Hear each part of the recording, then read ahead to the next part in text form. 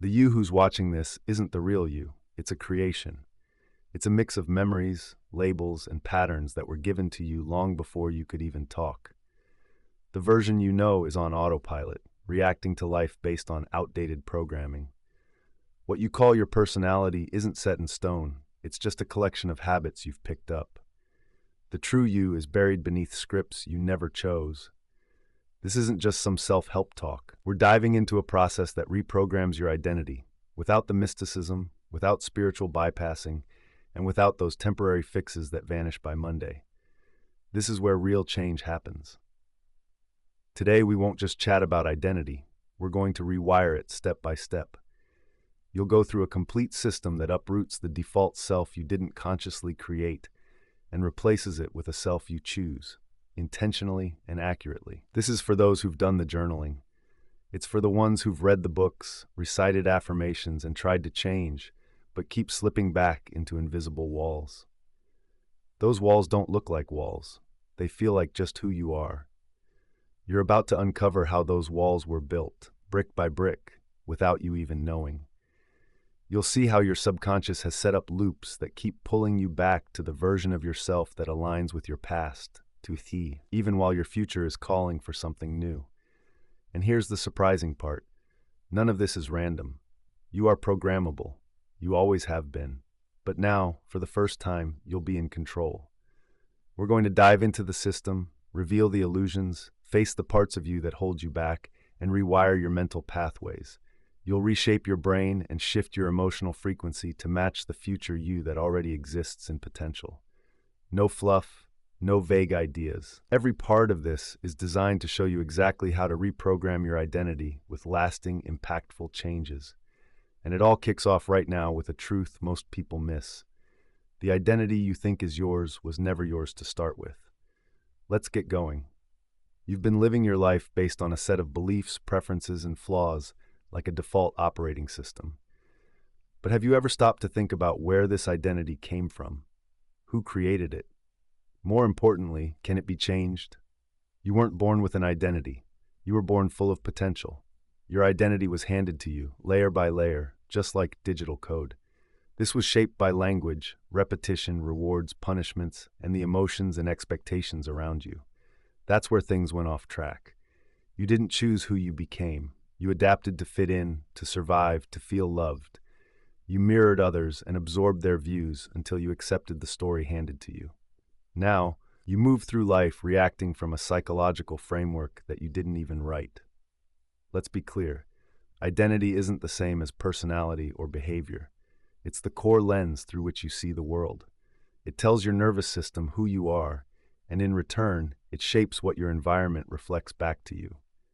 When your identity runs on autopilot, it becomes a trap, a beautiful one that makes the familiar feel true, even if it hurts. This is why you can read countless books, try new habits, or visualize a better future, yet still wake up feeling like nothing has changed. It's not your discipline that's lacking, it's your self-definition. Here's the deal. Your brain is wired to predict. Every day, it tries to make sense of the world by running simulations, using one key factor, your identity.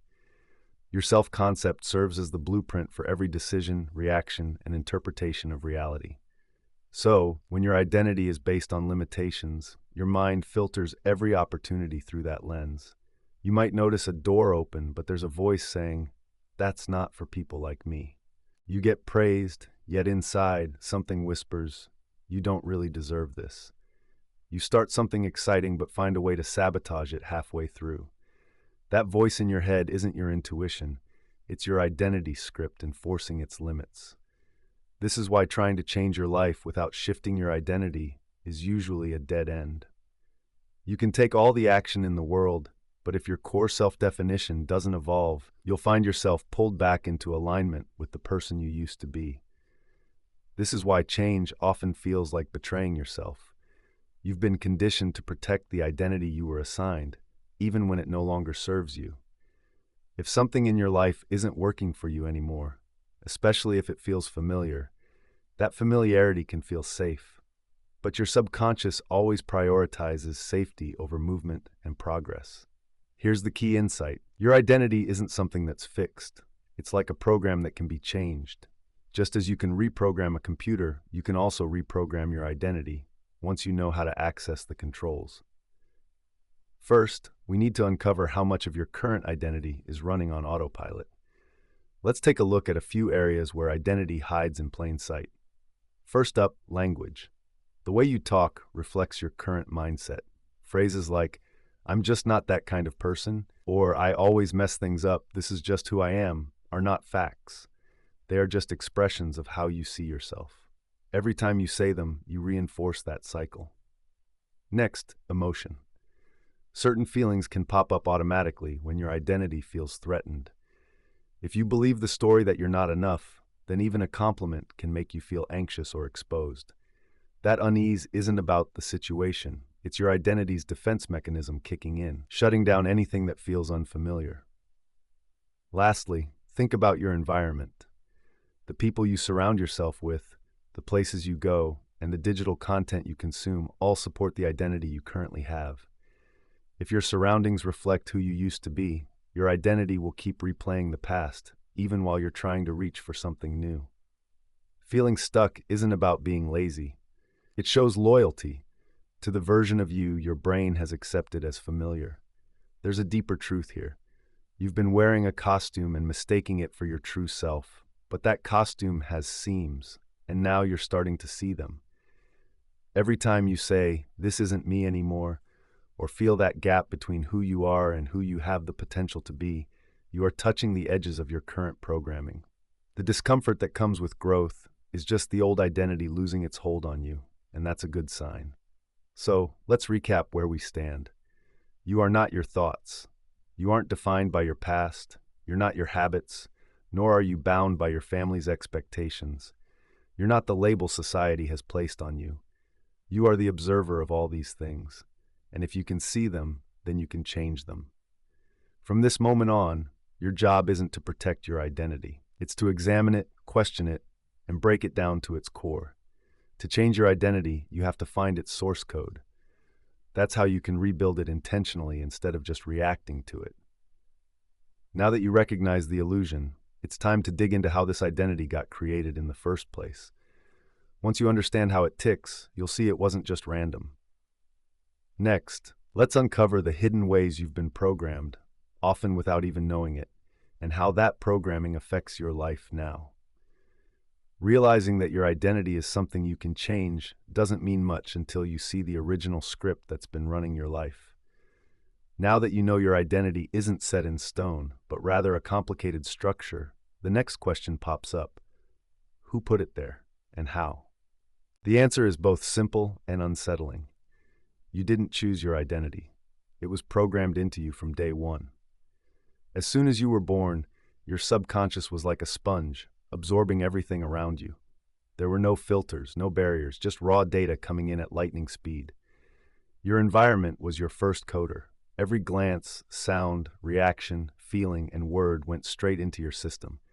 Your identity started forming even before you could put it into words. Let's think about early childhood. From 0 to 7 years old, your brain operates in a state ready for deep subconscious learning. This isn't random. It's part of being human. Your brain wasn't evaluating what was true. It was just soaking everything in. You weren't analyzing. You were becoming part of it all. So when your parents fought, when you felt dismissed, or when love came with conditions, your subconscious took notes. It learned, this is how the world is, and, even more dangerously, this is who I am in it. Even casual remarks like, "You're so dramatic," or "Why can't you be more like your sister?" became solid identity codes. These weren't just experiences. They were instructions about who you are, and they stuck. Let's go deeper. You didn't pick your name. You didn't choose your nationality, culture, religion, accent, or even your diet and traditions. You inherited all of that. While that's not necessarily bad, here's the kicker. Most people never update this programming. They go through life reacting to choices that were made for them. They defend beliefs they didn't even question.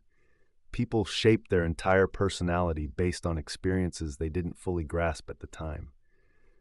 The outcome? You're a grown adult being influenced by subconscious patterns planted during childhood moments when you weren't even aware. Let's shift our focus to culture. Culture is a major factor in shaping your identity. It tells you what's acceptable, what's possible, and what roles you can take on. If you grew up in an environment that values achievement, failing feels like a blow to your self-worth. In a culture that honors obedience, asking questions can feel risky. If your culture puts a spotlight on struggle, finding ease can feel shady. And if success is narrowly defined, everything outside that line becomes invisible. Instead of being your true self, you start playing roles, often without realizing it. Once these identity patterns take hold, they fade into the background. They just become the norm. Now let's talk about language, not just speaking, but that inner chatter in your head. Your inner voice isn't really yours. It's more of an echo, repeating words you heard often, especially during emotional times. The way you talk to yourself reflects how others spoke to you when you were forming your identity. When you slip up and think, "I'm such an idiot," that's not an accident. It's learned self-talk from some past experience. When you say things like, "I always attract the wrong people," or "I can't trust anyone," you're not stating facts. You're sharing the internalized outcomes of your past that led you to generalize. This isn't thinking. It's just repeating what you've been programmed to believe. Here's something crucial you should know. Trauma isn't just painful. It rewires your identity. If something made you feel powerless, your mind might record, "I am not safe." If you faced continuous rejection, the message could become, "I am not worthy." If you experienced emotional abandonment, the thought might be, "I must earn love by performing." Once these beliefs set in, your brain doesn't question them. It protects them. If your sense of identity feels familiar, your brain sees it as safe, even if it's messing up your life. Think about it.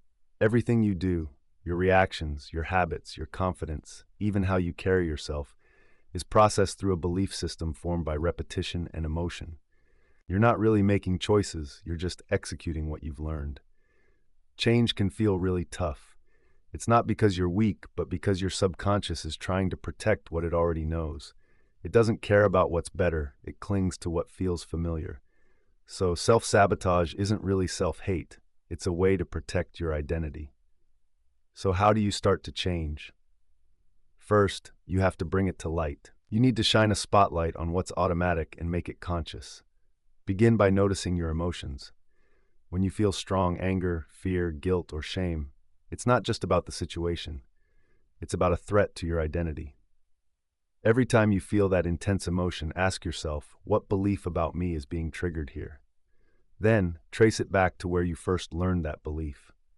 Whose voice is still echoing in your mind? This isn't about blaming anyone. It's about taking control. You can't rewrite a script if you don't know who wrote it in the first place. Here's a key takeaway. Your current identity isn't your fault, but the identity you want in the future is your responsibility. You didn't set up that initial program yourself, but now you have the ability to change it. It starts with realizing that your subconscious isn't a puzzle, it's a machine. And machines run on code. Now that you understand how your surroundings, upbringing, and language shaped who you are, you can see your inner voice as a reflection of past experiences. It's time to dig deeper into your subconscious, the part that's been making the decisions all along. Next, we'll explore how your subconscious keeps you in a predictable loop and how the concept of quantum influence shows that your future gets recycled by your unexamined past. If you're not the one calling the shots, then who is? Your subconscious isn't just sitting back. It's a powerful force shaping your identity, working behind the scenes. Once you grasp how your early programming influenced the identity you're living with, the next truth might be hard to swallow. Most of your decisions aren't made by you, they're made by your subconscious. Until you change that, your future will likely mirror your past. Not because it's meant to be, but because your internal systems are stuck in a loop, running the same old code over and over, hoping for a different outcome. Let's break this down. The subconscious mind controls over 95% of what you do every day. It's not emotional, moral, or strategic. It's just efficient. It loves patterns, creates loops, and automates whatever you do repeatedly. No matter if it's really true or not, here's the deal. If you've always thought, "I'm not interesting," your subconscious kicks into gear. It causes social anxiety, makes you avoid eye contact, and keeps your opinions to yourself. It collects evidence to back that belief. Not because it's a fact, but because that's how it's been programmed. The subconscious doesn't care about what's true. It cares about being consistent. Now, let's talk about quantum mechanics. This isn't some magical concept. It's practical. At the quantum level, nothing is set in stone. Reality exists in potential states. Nothing becomes real until it's observed or chosen. This isn't philosophy, it's physics. Your subconscious acts as the observer, turning potential into reality based on its beliefs, which come from your identity. So, if your subconscious believes that people can't be trusted, it will view every interaction through that lens. Even if someone is genuinely trustworthy, your mind will look for signs of betrayal. You may feel tense, your tone might change, and you'll become defensive. The energy shifts, and the other person ends up mirroring what you expected. Your subconscious goes, "See, I told you." The cycle rolls on.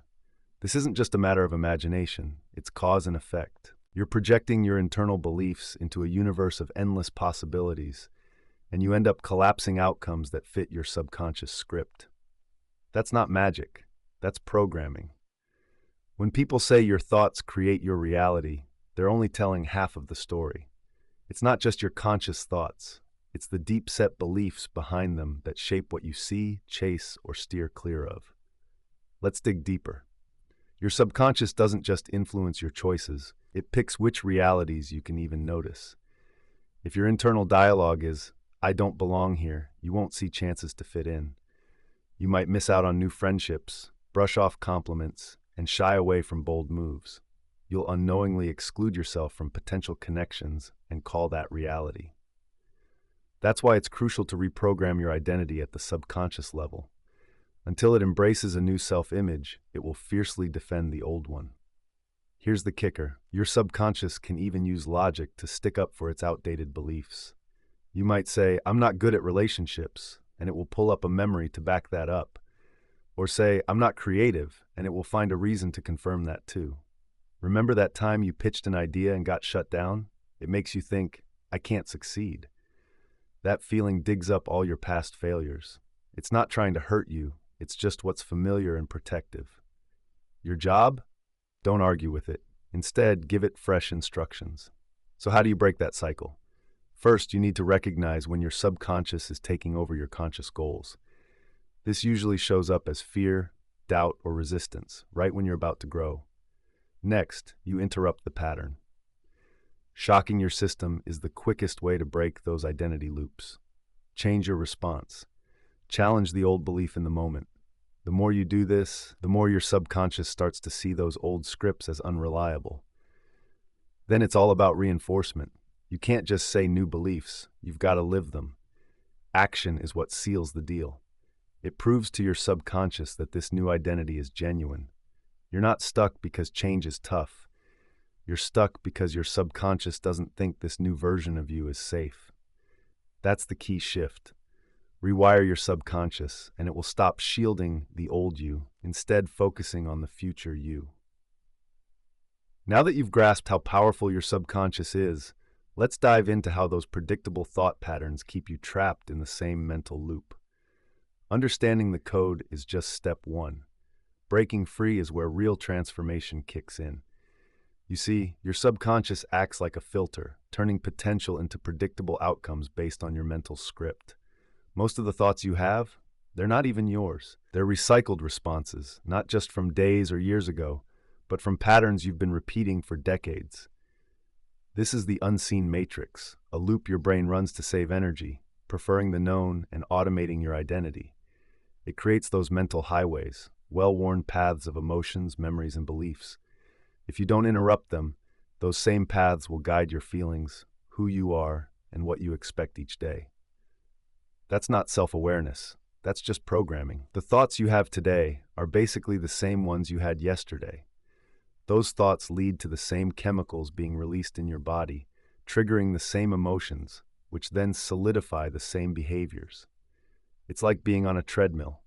You're moving, but you're not really going anywhere because your mind is stuck in a loop. Unless you shake things up, your brain will just stick with the thoughts that match who you've always been, even if they go against what you claim you want. Let's break down why you get stuck in this loop. First up, Familiar thought pathways. Your neurons fire in specific patterns, and when you think something often enough, it becomes a smooth route for your brain. It says, let's take the easy road. But that means your experiences right now are shaped by shortcuts from your past. Next, emotional addiction. Every thought comes with a chemical punch, and over time, you can get hooked on the emotions you feel the most, like stress, shame, or anxiety. It's not that you want these feelings, your body has just learned to expect them. So when you start to feel calm or confident, your body might fight it. Why? Because that peace feels unfamiliar, and unfamiliarity feels unsafe. Then there's cognitive bias filters. Your brain tends to ignore anything that challenges your identity. If you think you're unlucky and something good happens, you won't even notice it. But the moment something bad occurs, it's like instant confirmation for you. That's not about being logical. It's about protecting your sense of self. Now here's the twist. The more you repeat a thought, the more real it feels. Not because it's true, but because your system treats familiarity as if it's certainty, mistaking it for truth. So you might say, I just feel like I'll never succeed. What you're really saying is, I've practiced failing so much that it's become my default. This is the matrix, and the first step to breaking free is to recognize it. Start paying attention to your thoughts like they're just lines of code, not the absolute truth. When you catch yourself thinking, I'm not ready, hit pause. That's just a script, not reality. When you think, people like me don't do things like that, pause again. That's another loop. Your mission now is to disrupt, shake up the rhythm, change the chemistry, and break the illusion that these thoughts define you. Remember, you are not your thoughts. You're the thinker, the observer, the one who can rewrite the program. Here's how to start unplugging. First, name the loop. When a repetitive or limiting thought pops up, don't fight it, just label it. Internally say, this is an old thought, a predictable script. Doing this sets some distance between you and that thought. Next, change the channel. Shift your focus right away. Move, talk, do something surprising. If your mind says to stay quiet, break that silence with some expression. If it tells you to hide, stand up taller. You can disrupt the loop through action. Then choose a thought that disrupts your usual way of thinking. Don't go with positive affirmations, they can feel weak. Pick something that truly surprises your identity. For example, consider, what if this fear is the biggest lie I've ever believed? That's a strong challenge, not fluff. Your subconscious will take note. The trick is to realize the voice in your head isn't really you. It's just a narrator shaped by experiences, not actual truth. The more you disrupt these patterns, the weaker they get. Your brain starts to prune, reassigning those neural pathways. The loop begins to break, and you reclaim your choices. This process isn't just mental, it's chemical. When you stop fueling those old emotional states, your body starts to recalibrate. It begins to detox from stress, fear, and feelings of inadequacy.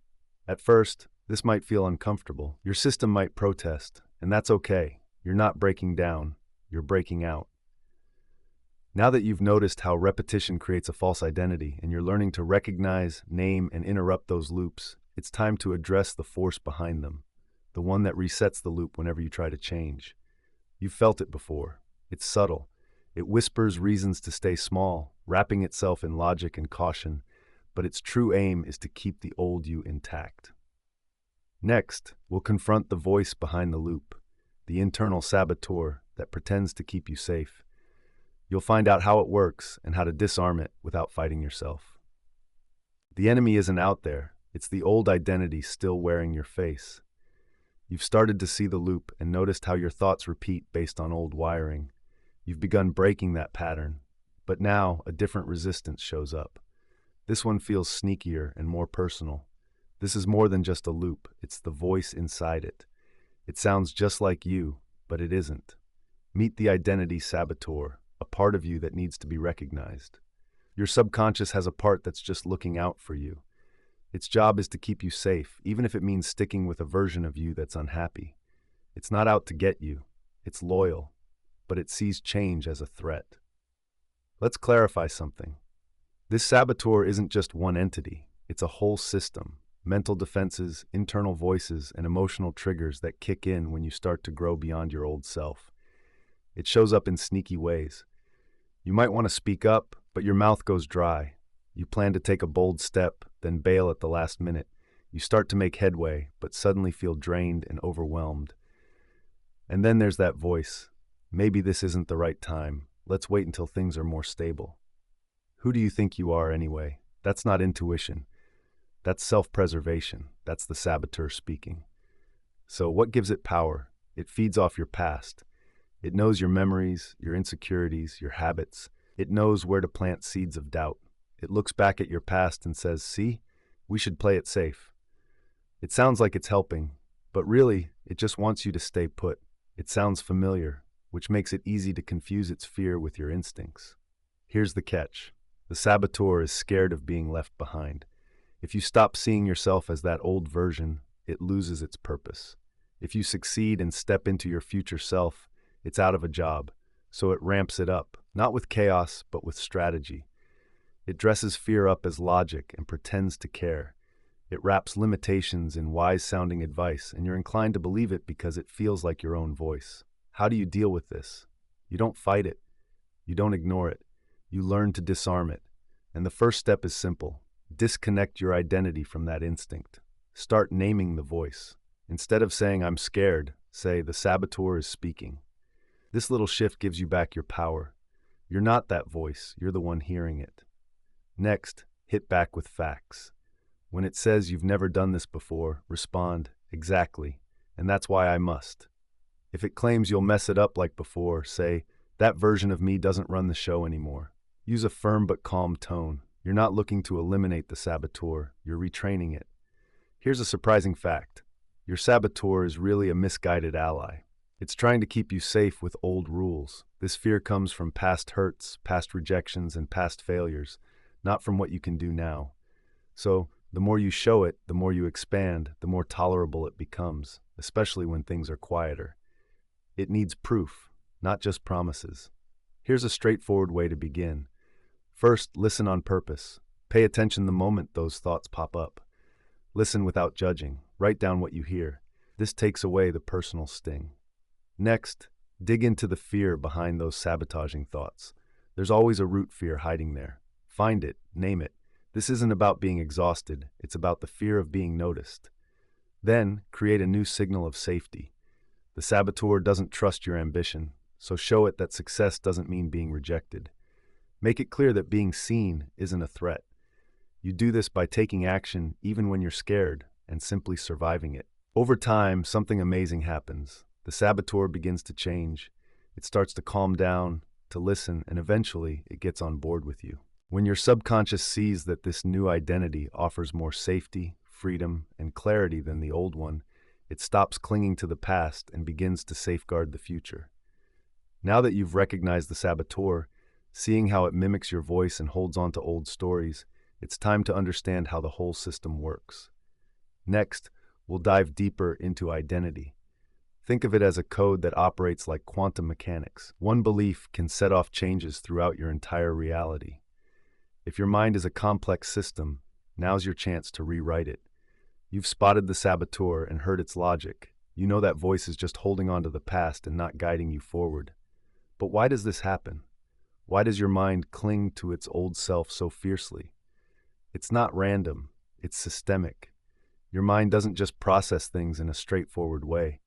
It operates like a holographic quantum system. If you don't get the rules of this system, you can't fully reprogram it. Let's rethink what identity truly is. It's not just a checklist of traits or likes. It's a complex code, a mental operating system made up of beliefs, memories, expectations, and emotions.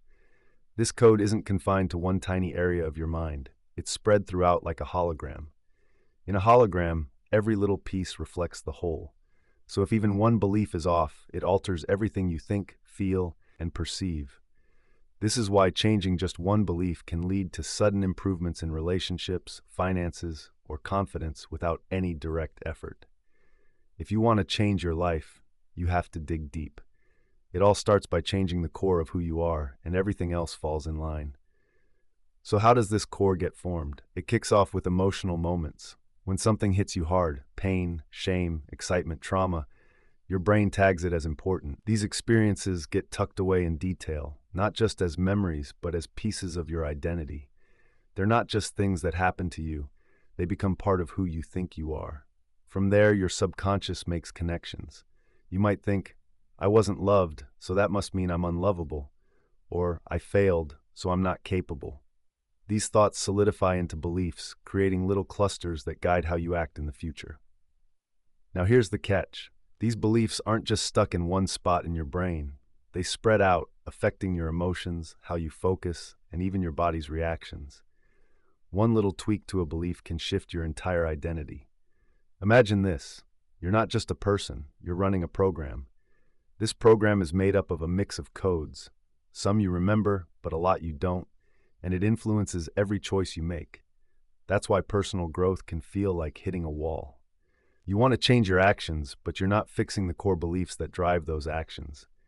You might try to be confident, but deep down your code whispers, be small or you'll face consequences. You reach for success, yet your code tells you, success is dangerous. You aim for consistency, but again your code says, being consistent makes you vulnerable.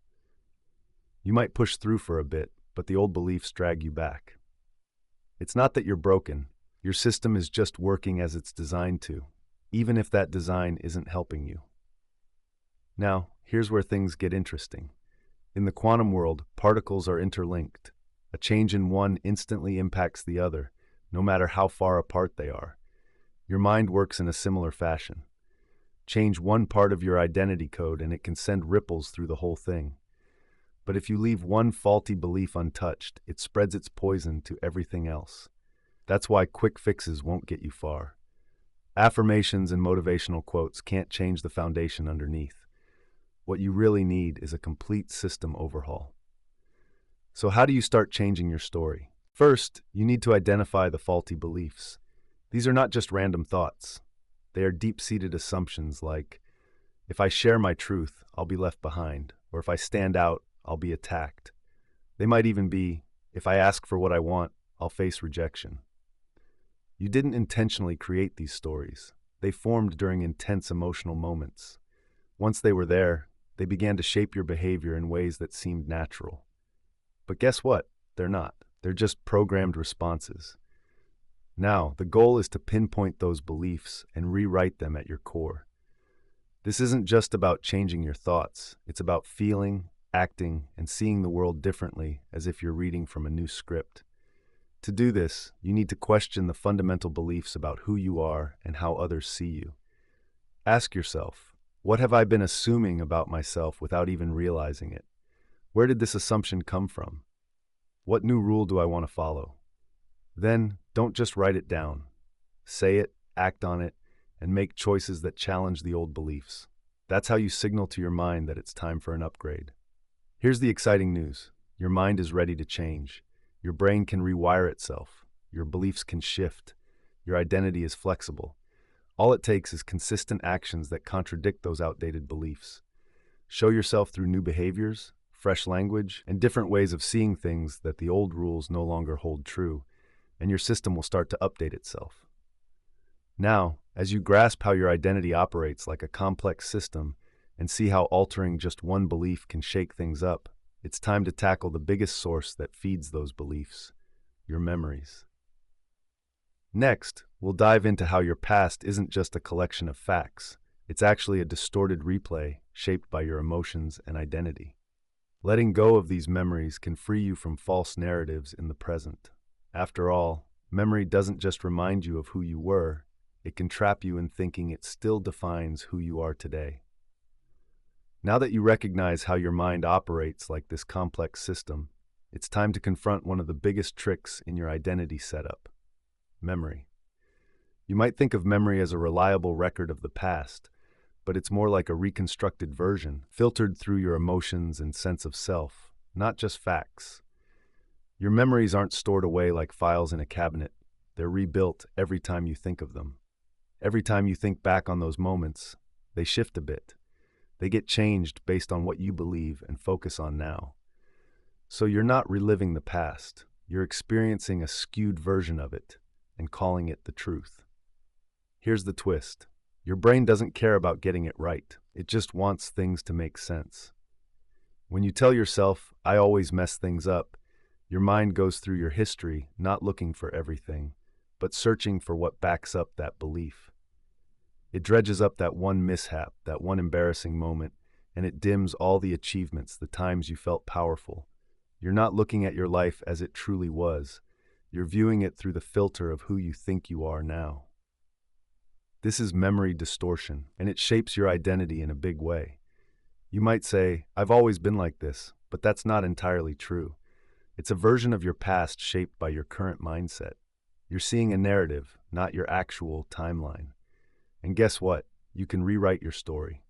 Let's dive deeper. Your emotional brain marks some memories with strong feelings, especially the painful ones. Those marks make the tough memories pop out, while the joyful ones fade away. Your brain's main goal is keeping you safe, not necessarily happy. That's why one negative experience can loom larger than a bunch of positive ones. It's not that you're a negative person, it's just how your brain works to protect you.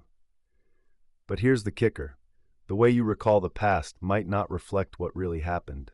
It felt real at the time, but feelings aren't proof. If an emotion was intense enough, your brain locked it in, even if the meaning you gave it was off. That rejection might turn into "I'm unlovable." That failure could morph into "I can't do anything right." Decades later, you find yourself reacting to a distorted highlight reel of your life instead of reality. So how do you break free? Start by stopping the fight with your memories. You don't need to prove them wrong. You just have to understand them. Consider memory as a perception, not reality. And remember, perceptions can evolve. Ask yourself what meaning you tied to those memories. What else could they have signified?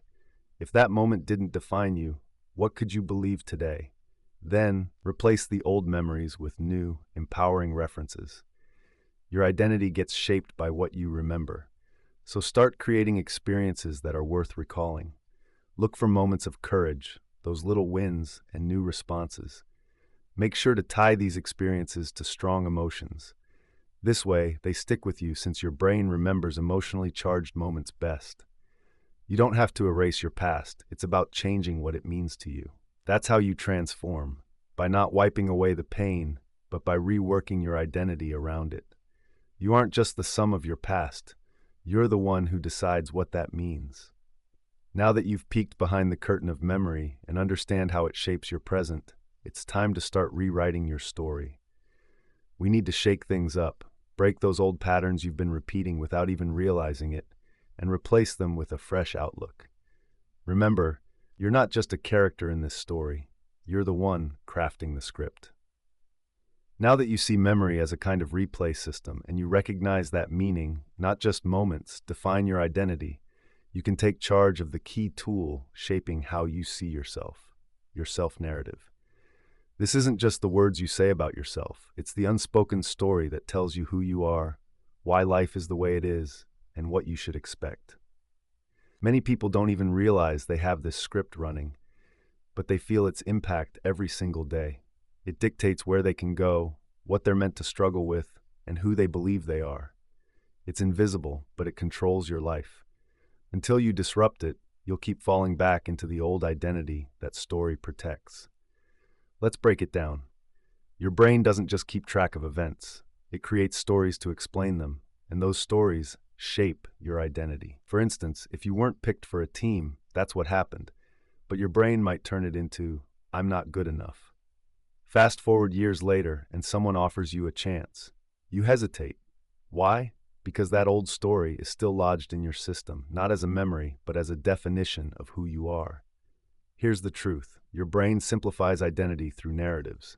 It craves simplicity and clarity. It wants labels. So when life feels uncertain, your subconscious holds on to a consistent identity, even if it's painful. That's why you might find yourself saying things like, "I'm just not that person," or "I always mess this up." You might think, "Success like that isn't for me. This is just who I've always been." You're not just stating facts, you're sharing a script that's been playing for so long that it feels like who you are. But it's not your true self, it's conditioning. Let's be real. This is narrative addiction. You've told yourself the same story so many times that your brain rewards you for it. It floods you with chemicals that match how that script feels, making the story seem real. But just because it feels real doesn't mean it is. Those feelings are feedback, not proof. When that feedback loop keeps spinning a disempowering tale, your identity gets stuck in a fiction. This is why affirmations and vision boards often fail in the long run. You can't just slap positive phrases on top of a story your nervous system already believes. That narrative needs to be disrupted. So how do we shake things up? Start by figuring out the theme. Every self-narrative has one, an underlying emotional story that keeps reappearing. Think about it. I have to prove my worth to be loved. I always feel like the outsider. People leave. Or I get near but never quite break through. These aren't just words. They're identity loops. When you name them, you take the first step to breaking free. You can't rewrite a story you're still pretending isn't there. Next, you need to challenge the story's structure. Ask yourself tough questions. Who wrote this script? What do I gain by sticking with it? What part of me fears letting it go?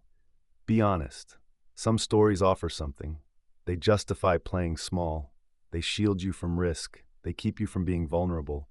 But they also rob you of your future. The longer you cling to the old narrative, the further you'll stray from the identity you were meant to embrace. Now comes the shift. It's time to create a new narrative, not just in your head, but in your body. Your nervous system has to believe the new story is possible before it can accept it as real. This doesn't mean you're pretending. It means you need reference points. If your old story says, "I'm always overlooked," your new one could be, "I speak with confidence and people notice me." But you can't just say it. You have to act on it. Gather evidence to support it.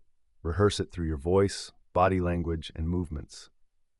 You imprint it through little actions, and that's how your nervous system starts to upgrade its narrative. Let's simplify the process. Spot the script. Identify the inner theme looping in your life. Break the emotional link. Interrupt the feelings that feed the story. Shock the system. Laugh at it. Move your body. Just don't feed it. Change the sentence. Flip it around. Instead of saying, "I never belong," say, "I create belonging wherever I go." Practice that shift. Say it out loud. Make choices that resonate with it. Ground it with your breath and some movement. This is somatic storytelling, real identity work. Here's a powerful technique. Say the old story in a dramatic, sarcastic way. Try something like, "I'm just a huge failure and everyone's out to get me." Repeat it until it feels ridiculous, because it is. This isn't just about changing your mind. It's about turning it into a joke. It's taking away the seriousness so your brain stops believing every word. Remember, you were born free. That old story, it was given to you. Now it's your turn to tell a new one. You're not trapped in someone else's script. You're the one rewriting it. Once you see how your story shapes your identity and how to change it in the moment, you're ready to dig into the little beliefs tucked away inside. The big story might be powerful, but it's the tiny beliefs, those micro-beliefs, that are quietly bringing your whole reality down. Next, we'll pinpoint the smallest beliefs that carry the most weight. Changing just one can shift everything you thought was true. A single false belief can hold your future hostage. You've rewritten the story. You've questioned the emotions behind it. You're living a new narrative. But beneath all that, there's something trickier, something quietly destructive. It's not just the story. It's the foundational sentence that supports it, the one you don't even know you believe. That's the micro-belief. It might seem small, but it supports entire structures of behavior and perception. And the scary part? You don't question it. You might feel the anxiety, the procrastination, the self-doubt, but you won't see the tiny belief that's controlling it all. So what is a micro-belief? It's a deep-seated assumption you've never challenged, acting like a rule in your life. It sounds like, "I'm always behind," or "I'll never be the favorite." It's not safe to want too much. Something always goes wrong. I have to struggle for it to matter. These beliefs aren't based on logic. They're not thought through. They're just there like viruses messing with your decisions, plans, and possibilities. And here's why they're so dangerous. Because they're tiny, they go unnoticed.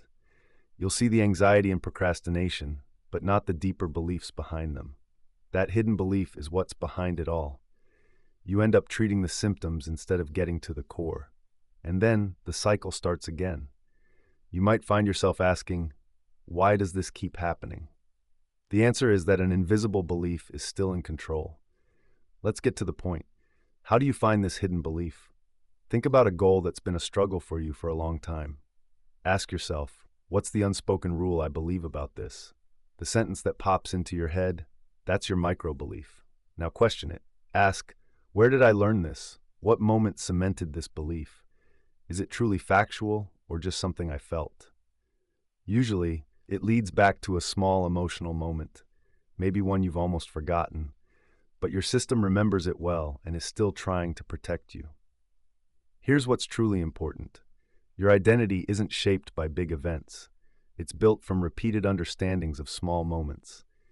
Those little understandings become rules that your nervous system follows strictly, just like laws. If the rule says, I can't trust people, you'll shut yourself off from intimacy, even if you desire connection. If the rule says, I can't shine too brightly, you'll hold back even when you want recognition. If the rule is nothing ever works out, you'll brace yourself for disappointment, even if you're hoping for a breakthrough. You won't challenge the belief. Instead, you'll change how you behave to fit it. That's the tricky part. To break free from this cycle, you need to rewrite the rules. Not just think about it, but actually change how you express it, act on it, and feel about it. Start with step 1. Write down the old belief and be detailed. For instance, I only succeed when I'm under extreme pressure. Step 2. Flip it. Create a new belief that contradicts the old one, like I can create success through clarity and ease. Step 3. Prove it. Take small actions that align with this new belief. Don't just talk the talk, walk the walk. When your nervous system sees success happening without pressure, the old belief starts to crumble. This isn't just about changing your mindset, it's about reprogramming your entire system. Here's the catch. The old belief will fight back because it's been reinforced through years of emotion. But the only way to disarm it is with experiences that contradict it. You need to show your system that the new rule is safe, that achieving success without pain isn't dangerous, and that ease doesn't mean rejection. You can't just use willpower to override these beliefs. You need solid evidence. And here's the surprising part. When one micro-belief collapses, everything it supported comes crashing down with it. You transition from feeling unworthy to realizing you belong. Suddenly, your relationships shift, your posture improves, and your inner dialogue softens, all because your system has been updated. An entire identity changes. You've witnessed how just one tiny belief can have a big effect. Now that you see how a single sentence can shape who you are, it's time to elevate your awareness. Let's dive into the powerful tool of quantum identity reprogramming, the observer effect. Just by watching your own mind, you can start to change it on the spot. When you stop reacting, you begin rewiring. You've started breaking down those tiny beliefs, uncovering the sentences that quietly defined your identity. You're already rewriting the internal rules. But now, you're about to access something even more powerful. You don't need to take action, chant affirmations, or change your behavior for this to kick in. This is the observer effect, possibly the easiest way to reprogram your identity. This idea comes from quantum physics, and it shows you how your mind shapes your reality. At the quantum level, particles hang out in a state of possibilities. They don't become real until someone observes them. Just by observing, you make potential collapse into a single reality. Your observation creates the outcome. This isn't just about science, it's about your identity in action. When you start observing your thoughts, your behaviors, and your reactions, not as you, but as data, you change them without struggle. You cease to be the program and become the one analyzing the code. Let's break it down. Many people react without realizing it. They don't notice their patterns. Instead, they become them. They don't just catch a thought, they are that thought. This is why change feels so tough, because you can't rewire what you're still connected to. When you observe a thought rather than being swept away by it, you create space. And that space, it's powerful. It shifts you from I am anxious to there's anxiety present. That may seem minor, but neurologically, it's monumental. It moves you from just surviving to feeling sovereign. Here's what happens when you pause to observe a thought. You disrupt the automatic reaction. You lessen the emotional weight. You open a point where you can choose. You decrease the brain's need to defend that belief. You start rewiring in real time. Observation disrupts your normal patterns, and that disruption is the first step toward freedom. You don't have to push thoughts away. You don't have to judge them or fix them. All you need to do is see them fully, clearly, and without attachment. When your mind tells you that you're not ready, don't argue with it. Just take a moment to notice it. Label that feeling. That's fear creeping in. When you hear your mind say that others don't respect you, take a pause. That's defensiveness popping up. This isn't just your mind chattering, it's like a code. And once you recognize it as code, you won't confuse it with the truth anymore. Here's where things start to change. You're not just someone trying to think in a better way. You become the one who watches your thoughts. Being the observer means you're in charge of reprogramming your mind instead of reacting to it. This is how you separate who you really are from the script you've been given. This is where you stop living out the identity you've inherited and start creating the one you actually want. Now, let's dive a bit deeper. Observing isn't a passive activity. It requires your participation. The more you notice a pattern without getting sucked into it, the weaker that pattern becomes. Neurons that don't fire together don't wire together. So, your old identity starts to lose its strength, not through struggle, but through neglect. You're not fighting against your past. You're simply not feeding it. At the same time, when you're aware, you're strengthening your new identity. Every time you spot a moment where you could retreat and decide not to, you give your mind a fresh reference point. Observing leads to integration. This approach also works in the heat of the moment. Let's say you're about to get caught in procrastination or self-doubt. Take a step back, literally pause. Focus on that part of you that acknowledges what's going on. Silently say, "I see the pattern. I am not the pattern." That statement alone opens up enough space in your brain to make a different choice. You've broken the spell. One effective technique is the spot and shift method. Spot the script as it starts, without judging it. Shift into observer mode. Ask yourself what's happening right now. Then choose a new response, even if it's a small one. Over time, this rewires your system for awareness first, then behavior. And when awareness comes before action, your identity shifts along with it. You're not aiming for perfection.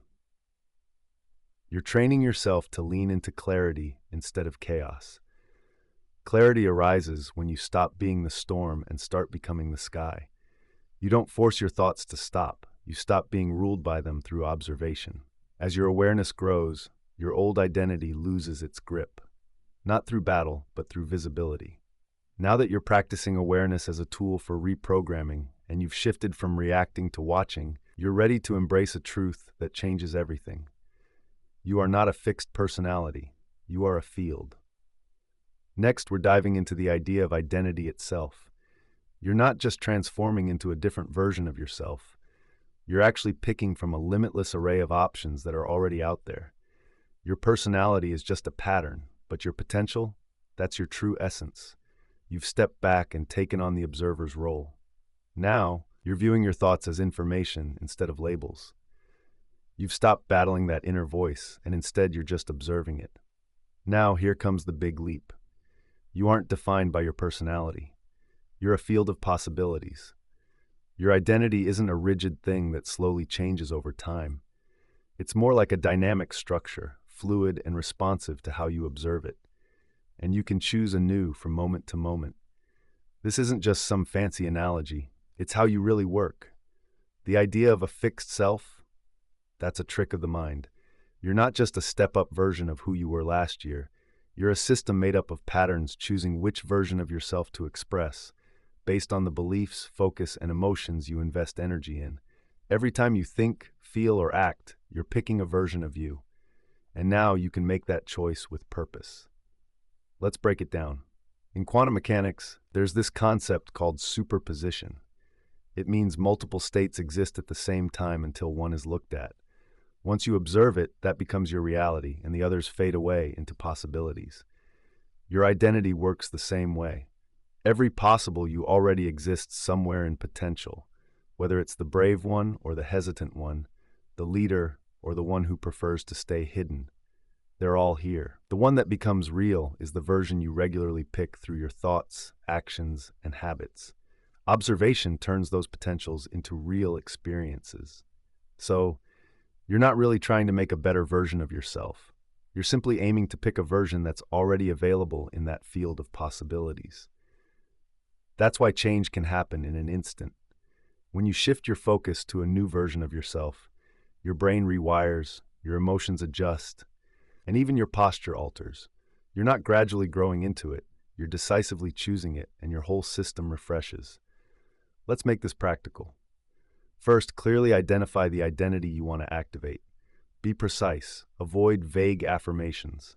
Describe the version of you that's already out there in potential. What do they believe? How do they communicate? What do they accept and what do they reject? How do they handle fear? Next, identify your current default identity. Ask yourself, which version of me am I operating as today? Don't judge it, just label it. This creates contrast. Creating choice is key. Step 3 is about where you focus your attention. Attention is powerful. The way you direct it shapes the version of you that comes to life. So, speak, act, and move like the person you want to be. Don't wait for tomorrow. Do it now. This isn't about pretending. It's about truly aligning with who you want to become. You're not acting. You're tapping into a version of you that's already there, but hasn't been chosen enough to take charge. The longer you embody that version, the more it will become your default. Upgrading your identity isn't about hard work. It's about choosing and repeating. Imagine a boardroom. Each chair represents a different version of you. Confident, insecure, decisive, doubtful, visionary. Lately, you've been letting the same version speak at every meeting. Now it's time to pick a new voice to lead. The others won't vanish. They'll just wait for their turn. The more you uplift the version that matches your future, the less power the old ones will have. You're not getting rid of anything, you're just shifting priorities. Now here's a heads up. As you step into a higher identity, some parts of you may resist. That's totally normal. You might feel like an imposter, out of place, or wonder if this new version is too bold. That's not a sign of failure. It means you've stepped outside your comfort zone. Keep choosing, keep noticing, keep embodying. Your system will adjust. So let's wrap this up. You aren't stuck. You aren't slow. You aren't becoming. You are selecting. Choosing is a moment-to-moment action. Select the version of yourself that fits the life you want. Do it over and over. Act from that place, not towards it. Soon enough, you won't be chasing change. You'll be living it. Now that you see identity as a range of options instead of a fixed trait, and you understand how your focus shapes your reality, it's time to bring the new version to life. We're about to build the blueprint for your chosen self, mapping out the beliefs, commands, and internal framework that support this upgrade. Remember, possibility only becomes powerful when you put it into action. Identity isn't a permanent thing. It's a choice. A choice you make by aligning your thoughts, actions, and emotions with a version of you that's just waiting to be selected. But awareness is just the first step. After choosing your future self, you need a solid blueprint to make it real and sustainable. You're not just picking a new version of yourself, you're building the support system to keep that new you steady. This is how you create yourself 2.0, and it all starts with planning. Every identity outline has 3 main parts. First, beliefs are the quiet rules that tell you what's possible and what's not. Then there are standards, the actions and limits that show those beliefs in real life. Finally, there are protocols, the automatic habits that make living as your new self easier without needing a lot of willpower. A lot of people try to shift their actions without changing their beliefs or force new habits while sticking to their old identity. This approach fails because the subconscious will always go back to its original settings. So your job now is to flip the script from the inside out, clearly and completely. Start by defining who this new you is, not in broad strokes, but precisely. Write down the belief system of this self 2.0. What do they think about relationships, money, health, and their own worth? What's non-negotiable for them? What won't they accept? What emotions do they often feel? How do they carry themselves, speak, and set their pace? Get specific. The clearer you are, the easier it is for your body and mind to adapt to this new identity. Next, pull out the standards. From those beliefs, figure out the behaviors that will become your new normal. For instance, if Self 2.0 values their time, The standard becomes saying no without feeling guilty. If they believe in speaking with authority, the standard is never downplaying their voice just to be liked. If they see themselves as the cause of their outcomes, the standard is owning responsibility without shame. These standards are to be lived every day. They aren't just goals, but expressions of your identity. Then, design the protocols. These are the actions that support your new identity with ease. They should require little thought. For example, use a daily prompt to reflect on your day as Self 2.0. Practice morning identity rehearsals, where you speak your beliefs out loud. Create a movement routine to ground the new self in your body, or make an identity playlist to boost your emotional state. These protocols will integrate this new self into your brain, shifting your identity from just an idea to your new default way of being. But remember, you don't become Self 2.0 by being perfect. It's all about consistency. And being consistent doesn't mean you won't mess up. It means you bounce back quickly, reloading the blueprint every time things go a bit haywire. That moment when you catch yourself sliding back into old habits, that's a win. That's your system spotting errors in real time. The more you reset, the quicker those old patterns fade away. Here's a powerful question to ask yourself daily. Who's in charge today? Self 1.0 or Self 2.0? Don't judge the answer, just track it. Perfection isn't the goal. It's all about shifting the balance from 90-10 to 70-30, from 50-50 to 80-20. That's how you make the reprogramming stick. You also need to create identity anchors, things around you that support your new self. This includes the places you hang out, the media you consume, the people you engage with, the words you speak, and even how you present yourself. All these elements either strengthen Self 2.0 or pull you back into Self 1.0. Take stock of these things, update them, use them on purpose. But just a heads up, your old self will try to push back, not in an obvious way but subtly. It might whisper, "This is too much to handle. You're being fake. Just relax. You've already changed enough." That's not wisdom. That's your nervous system seeking comfort. Don't give in. Acknowledge it, then choose Self 2.0 again. Here's the reality. Self 2.0 isn't something you pretend to be. It's something you build step by step. Once you've built it, it becomes second nature, an environment that feels like home, reflecting the future you once dreamed of. With your blueprint written and your beliefs and standards set, it's time to reshape the actual brain structure that supports all this. Next, we'll dive into the neurological side, exploring how the brain actually rewires itself to fit your new identity through a process called neuroplasticity. Because the software part is just one piece of the puzzle, now we're upgrading the hardware. You've crafted the blueprint, you've structured the beliefs and standards for Self 2.0. Now let's move from just thinking about it to physically changing your brain. Remember, identity isn't just in your head. It's biological too. Your brain adapts based on how you use it. With neuroplasticity, your thoughts, feelings, and actions can reshape your brain pathways to reflect the self you've chosen. This isn't just visualization, it's a real structural change. You're not just thinking differently, you're building new brain hardware. You can strengthen or weaken connections in your brain based on what you experience. What you focus on grows, and what you ignore gradually fades away. The things you repeat become wired in your mind, while those you stop responding to start to dissolve. This isn't just a theory, it's something you can actually see. You can use this to embed a new version of yourself into your biology. Every belief you hold is really just a pattern in your brain.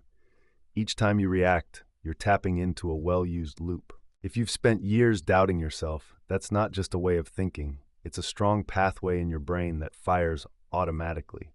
It keeps going until something interrupts it, and that interruption comes from repeating something with intention. Here's how it works. When you think a new thought, you start with a weak connection in your brain. The more you think it, the stronger it gets. If you add emotion to it, it wires even faster.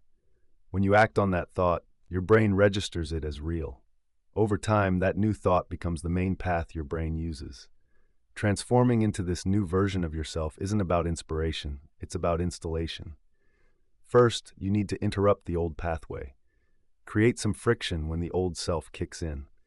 For example, If you feel like staying silent in a meeting, interrupt that urge. Speak up, even just briefly. If you feel the need to say, "I'm sorry" for no reason, pause and take a breath. Just staying silent can weaken that old loop. Do it enough times, and your brain will prune away those worn-out circuits. This process is called synaptic pruning, and it helps you dismantle your old identity. Next, you need to fire up the new pathway. You can't just weaken the old patterns, you have to build new ones. Practice being your new self through thoughts, actions, and behaviors. Each time you step into your new identity, you're creating a new circuit in your brain. You're telling it, this is the new normal. Add some emotion, speak your beliefs out loud, celebrate any little wins. That emotion speeds up the wiring process. The third step is to reinforce it with rituals. Consistency is key here. Design simple actions that you can repeat daily to strengthen your new identity. For instance, say your identity command first thing in the morning. Journal about your wins from the perspective of this new self. Move your body in a way that reflects who you want to be. Stand tall, walk with purpose, and tackle one courageous action each day. These small actions add up, and your brain will respond. What fires together wires together. Finally, track your progress with awareness. Don't strive for perfection, aim for alignment. Whenever you feel triggered or tempted to revert to your old self, take a moment to observe. Ask yourself, what pattern is trying to fire right now? Make different choices. That choice is pure gold for your brain. Here's a quick science tip. When neurons fire again and again, they build myelin. Myelin is like insulation that speeds up and strengthens your brain signals. So the more you act like your upgraded self, the quicker and automatically it happens.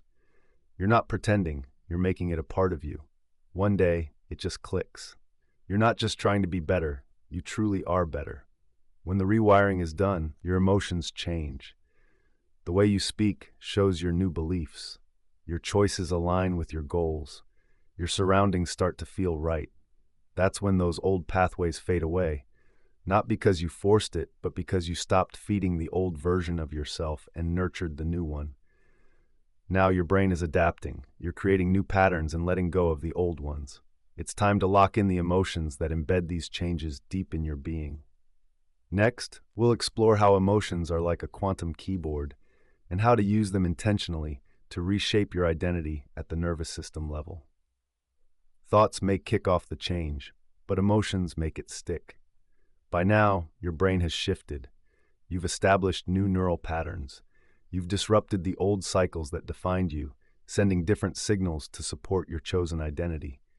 If you want these patterns to last, if you want your nervous system to accept this new you as real, there's one more element you need to master. Emotion. Your emotions aren't just reactions, they're instructions. They guide your body on what to remember and what to become. Think of emotion as the keyboard of your subconscious. You're sending messages every single day, whether you're aware of it or not. Now let's be intentional about it.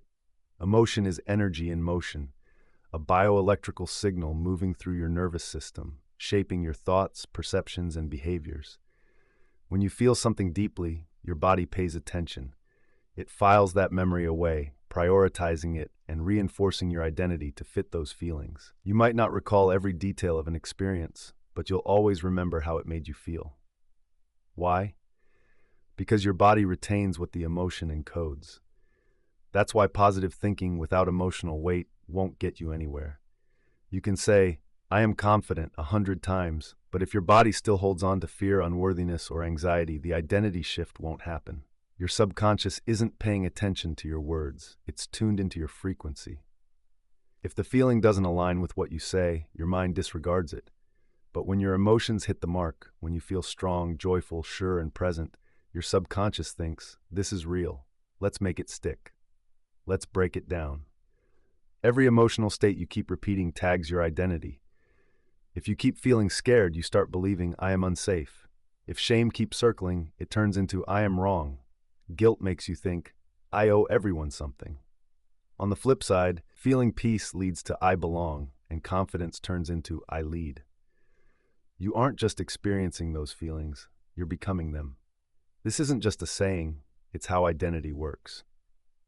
Now, let's get practical. To change your identity, you need to combine new thoughts and actions with the right feelings. That combo is what makes your brain recognize this is fact, not theory. For example, if you speak up with confidence in a meeting, that's great, but right after, make sure to feel that pride and certainty. Take deep breaths, smile, and stand tall. Those feelings signal to your mind, keep this, we like it. Repeat it, and soon enough, that confidence becomes part of who you are. But here's the twist. Old emotions can sabotage your growth. When you start making changes, fear often kicks in. That fear leads to physical tension, which triggers your brain to think there's danger. Suddenly, your old self pops back up to protect you, and you might feel overwhelmed by those emotions again, pulling you back into the past. Unless you take charge, it can hijack your progress. Here's how to regain control. First, catch the emotion early. Name it before it takes over. Say, fear is here. Next, separate the emotion from your identity. Instead of saying, I'm scared, try, there's a fear signal in my body. This helps you step back and observe. Lastly, inject your chosen emotion. Use your breath, posture, facial expressions, and voice. Whatever shows strength. You're not a victim of your emotions. You're the creator. One quick technique is emotional rehearsal. Spend just 2 minutes a day visualizing your best self, not just acting differently, but feeling differently. Picture yourself confident, calm, powerful, and centered. Let those strong feelings build up before you take action. Train your body to experience what the old you was waiting for from the outside. Your nervous system doesn't differentiate between real and imagined feelings. It records both. Another method is state stacking. Before making decisions or facing challenges, stack 3 powerful feelings to set yourself up for success. Harness your feelings on purpose. Appreciate what you have. Take pride in where you're headed. Feel excited about what lies ahead. When you stack positive emotions, you strengthen those feelings. They dig deeper and last longer. Don't just pretend to feel, actually create those emotions. Even on tough days, ask yourself, what can I feel proud of today? What small win can I acknowledge? What part of my identity shines through right now? Seek it out, embrace it, ignite it, make it a habit. Soon you won't be just reacting to leftover feelings, you'll actively shape your emotional path. Over time, you won't wait to feel confidence, you'll build it. Fear won't hold you back, you'll learn to name it and calm it. Your sense of worth won't depend on external results, instead you'll feel worthy, and then the results will come. This is emotional leadership. True leaders shape their reality by their energy, not by struggle. Now that you're in control of your emotions, it's time to dive into the biochemical aspect of change. We'll learn how to kickstart your brain's natural pharmacy, triggering feel-good chemicals like dopamine, oxytocin, and serotonin whenever you want. Your feelings become genuine when your body aligns with the message, and you'll discover how to control that better than ever. Remember, your identity is formed not just by thoughts or feelings, but by chemistry too. Your body can release powerful neurochemicals that affect how you think and act. Until now, this has been controlled by your past experiences. Stress from your environment triggers cortisol. Your habits create inconsistent bursts of dopamine, leading you to seek approval instead of building genuine purpose. But now, you're taking charge. You're going to learn how to adjust your internal chemical state whenever you want. No pills or shortcuts, just solid self-control, because biochemical identity is real and can be changed. Let's get back to the basics. The main chemicals influencing your identity are dopamine for motivation, serotonin for mood stability and confidence, oxytocin for connection and trust, endorphins for joy and pain relief, cortisol for stress, and adrenaline for urgency and survival. Each time one of these flows through you, it colors how you see the world and how you act. Most people run on autopilot, letting random stuff trigger their feelings, especially with a constant hit from social media. It's unsteady and keeps them tied to their old selves. But here's the kicker. You can take charge of those feelings on purpose by changing your actions, environment, and mindset. When you do, your body starts linking your new identity to real emotional experiences. That's what makes it genuine. Let's break it down. First up is dopamine. This little molecule isn't just about getting rewards, it's about the excitement of expecting them. You feel that rush not when you achieve something, but when you believe it's on the way. So set small goals and celebrate each one. Picture your progress instead of aiming for perfection. Speak your victories out loud. Use positive language about your journey. Each action wires your brain to connect doing something with feeling good, and soon enough, dopamine floods in. With enough practice, progress becomes part of who you are. Next is serotonin. This chemical boosts your sense of self-worth and confidence. To get that going, stand tall with your shoulders back. Show gratitude out loud. Reflect on your achievements and guide others. Don't forget to soak up some sun. When serotonin rises, you start to feel like a solid person, not just someone trying to earn value. You'll rewrite your self-worth story from the inside out. Now let's talk oxytocin. This one connects you with others and even with your new self. Yes, you can bond with who you want to be. To bring it on, share affirming words with loved ones, hold eye contact, and visualize your ideal self. Be emotionally open, even in writing. Oxytocin helps you create emotional memories. You'll start to feel right at home in your new identity, making the old one feel distant. Then there are endorphins. These bring a sense of lightness and relief. To unleash them, laugh. Yes, even if it feels forced. Get your body moving, even for just short bursts. Listen to victorious music and breathe rhythmically. Endorphins help shift you into a groove. They create a sense of emotional safety, and when your identity feels secure, it sticks a whole lot faster. Finally, let's not forget cortisol and adrenaline. They aren't bad. They can be helpful in short bursts, but watching them long-term can be risky. The trick is to manage them consciously. Break the cycle of overthinking by taking action. Try something cold or uncomfortable for a bit. Breathe deeply from your belly. Step away from being just a passive observer. Managing your hormones can really clear things up. Clarity is key to building a strong sense of self. So here's the game changer. Stop waiting around to feel like the person you want to become. Start activating the chemistry of that future self you've got inside you. When your brain and body start to vibe with this new identity, they stop pushing back. It's more than just believing, you're evolving. Use your inner chemistry smartly. Kick off your day with little wins to boost your dopamine. Bring up your serotonin before social gatherings. Fire up oxytocin before tough talks. Get those endorphins flowing before diving into creative projects. Layer your chemistry to match the person you want to be. And guess what? Your system will adapt. Now that you've stirred up that internal chemistry and are sending out signals to support your new identity, it's time to get in sync with the version of you that's already living at the next level. Next, we're going to tune into that future identity like you're finding a radio station.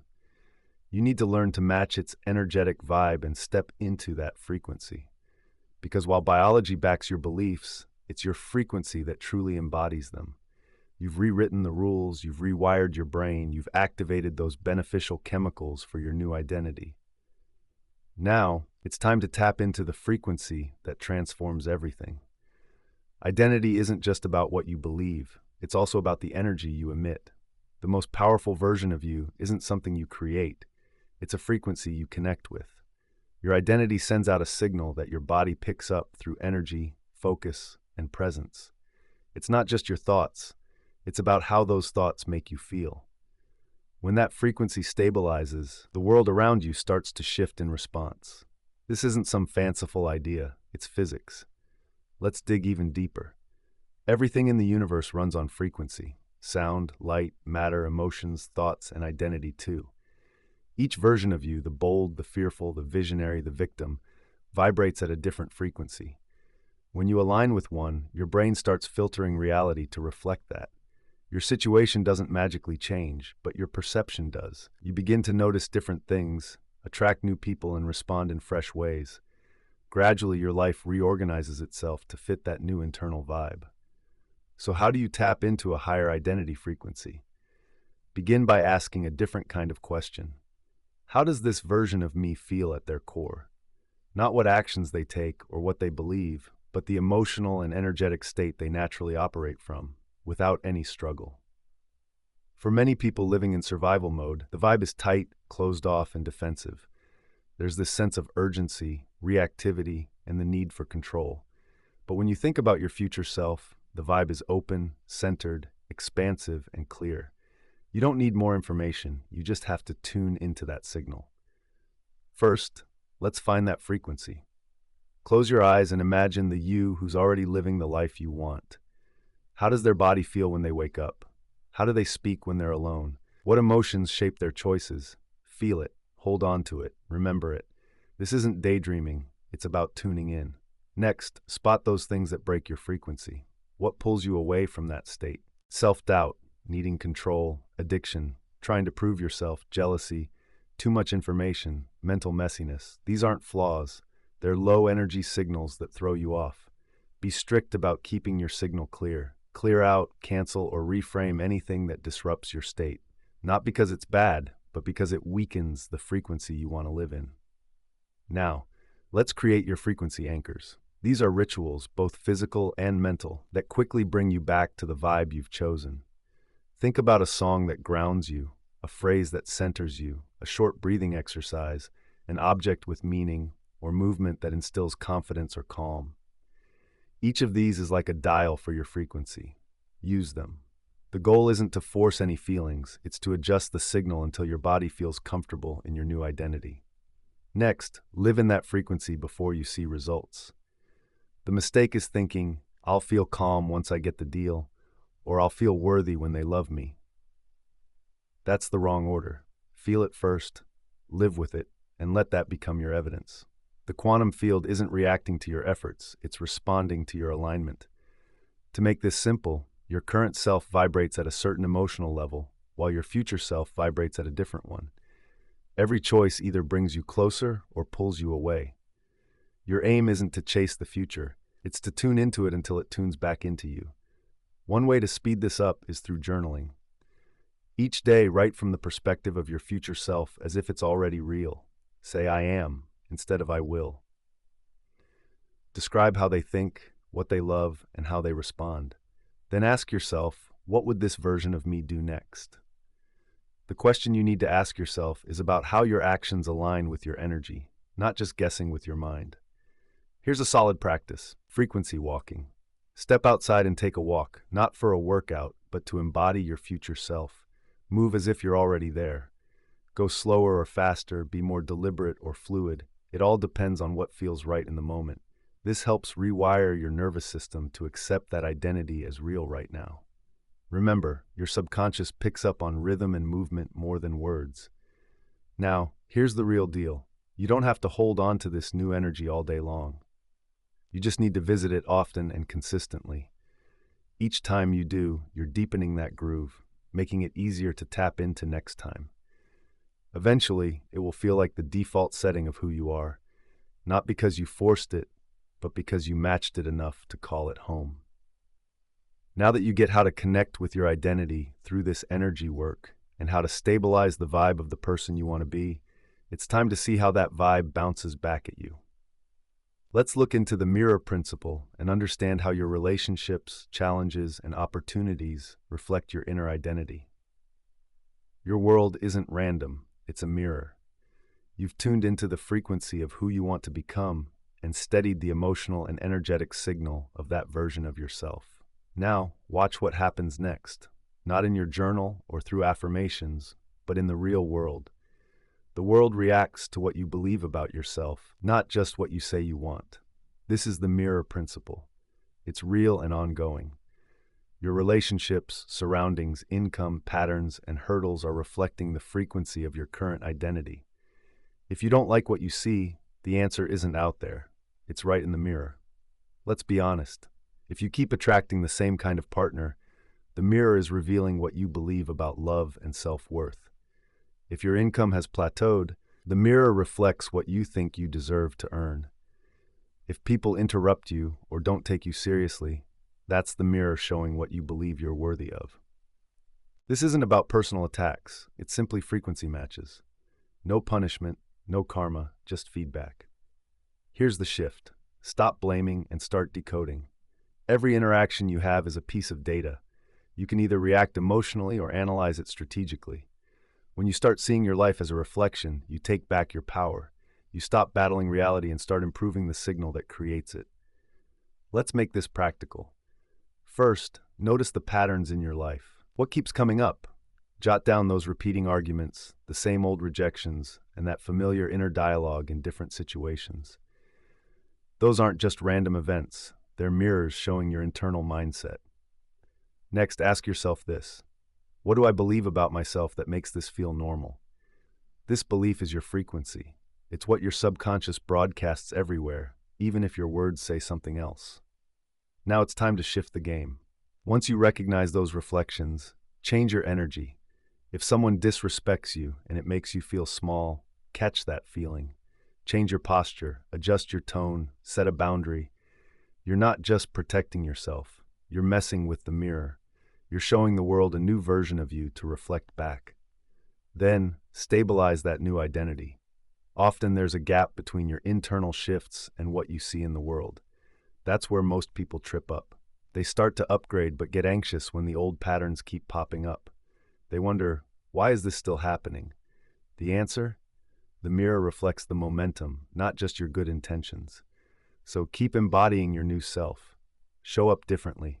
Keep sharing that upgraded frequency. The reflection will eventually change.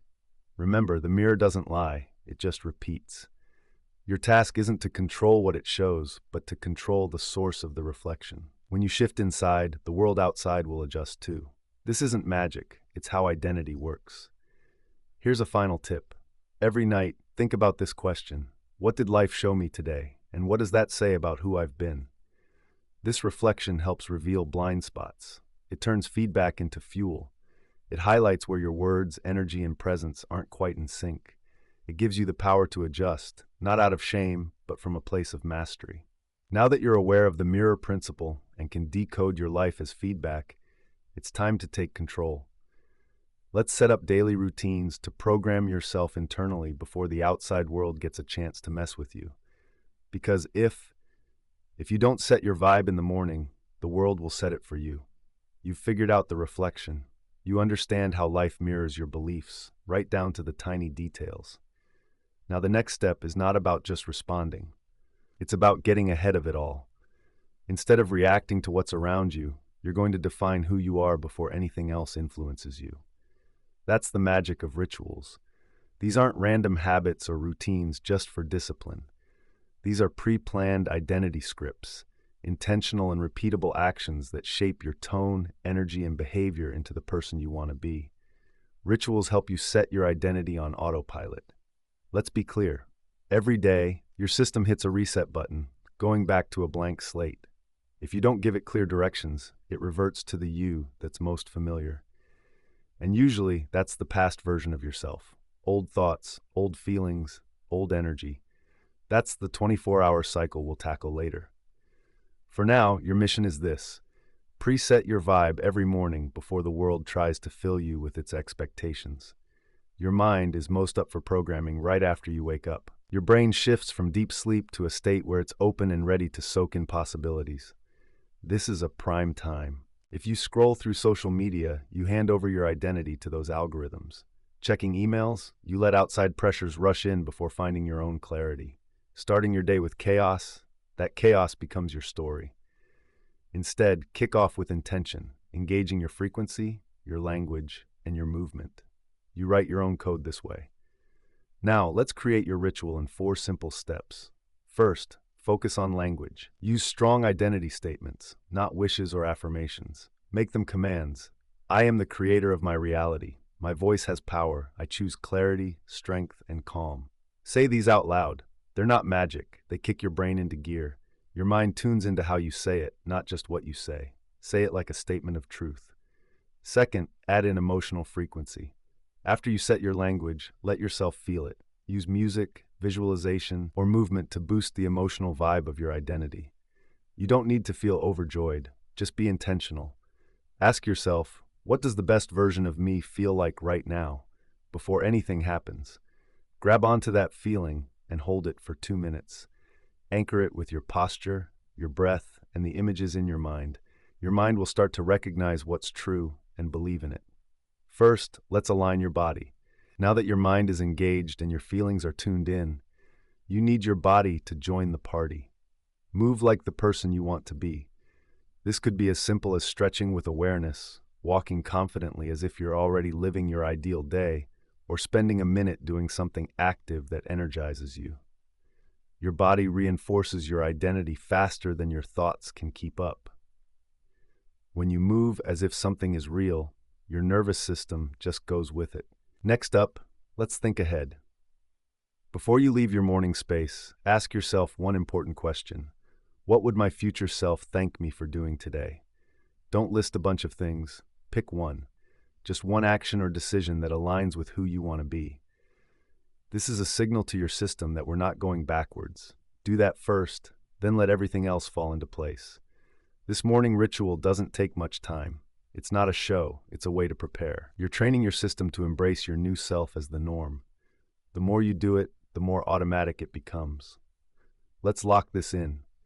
Each ritual is a statement. This is who I am now. This is how I value my time. This is how I express myself. This is the signal I send out. Repeat those messages daily, and they become the codes your life operates on. But even the strongest routines face challenges because every day your system wants to reset. It pulls you back towards the familiar. You feel it. One moment you're clear and focused, and by noon you're reacting to everything. By evening, you're a bit detached. Why does this happen? Because your old identity still lingers. It's not erased, only lying low. If you don't manage that daily reset, that old self can take over again. Next, we'll uncover what triggers that reset every day and how you can interrupt it before it derails your progress. Your identity won't stick unless you take control of that loop. You've created the rituals and learned to shape your identity every morning with care. But here's the deeper truth. Your progress resets every single day unless you break that cycle. This is the 24-hour identity trap. If you don't disrupt it, even the strongest growth can start to fade away. Not because you're lazy or lack willpower, but because your subconscious still favors the old you. If you don't interrupt that cycle, you'll slip back into your default self without even realizing it.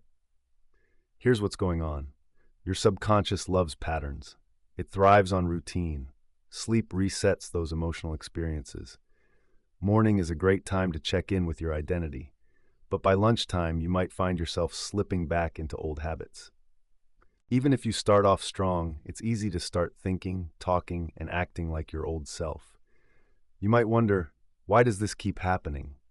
That's because just because you reset yesterday doesn't mean it sticks today. You need to set a new intention. Each day is a chance to redefine who you are. You're not gradually growing into your future self. You're claiming that identity each day until the cycle changes. So how do you break this cycle? Use pattern disruptors throughout your day. These are small rituals or prompts to remind you not to fall back into old ways. Think of them as identity check-ins. Each time you hit one, ask yourself, who's in charge right now? This question sparks awareness and helps you break free from autopilot. Let's set up your system. First checkpoint, mid-morning reset, around 10 to 11 a.m. By this time, you've had emails, messages, and distractions. Many people just react automatically at this point. Interrupt that. Take a minute to pause, close your eyes, breathe, and say out loud, I reselect Self 2.0. You're not just trying to get back on track, you're making a new statement. Next, checkpoint 2, midday mirror check from 1 to 2 p.m. Use something reflective, a mirror, a dark screen, or even your phone. Ask yourself, does my posture match Self 2.0? Would the person I'm becoming say this? Am I reacting or broadcasting? Then adjust your stance, energy, and presence. This isn't just about looking good, it's about realignment. Checkpoint 3, afternoon anchor, around 4 to 5 p.m. You might feel your energy dip and doubts creep in. Do something that aligns with your new identity. Send a bold message, set a boundary, or say your truth. Choose an action your old self would have avoided. Let that action pull you back into alignment. Finally, checkpoint 4, evening reconciliation from 8 to 9 p.m. Don't mindlessly scroll into sleep. Close the day with reflection. Ask yourself, where did I slip back into the old self? Where did I stay true to the new me? What will I focus on tomorrow? This isn't about judging, it's about upgrading your mindset. Each night you reflect, you weaken those old patterns. Also, keep an eye on any energy leaks that might let the old self creep back in, like indecision, unspoken feelings, or too much digital noise. Juggling too many things without being present makes the old you feel at ease. When comfort kicks in, it's easy to slip back into old habits. So let's focus. This isn't about being perfect, it's about getting clear. Think of change not as a tough climb, but as a daily show. Each morning, you go live. In the afternoon, you make sure the signal's good. By evening, you tidy up the feed. This isn't obsessing, it's how you stabilize your identity. Before long, you won't keep resetting. Your new self will be the norm, not just for today, but for good.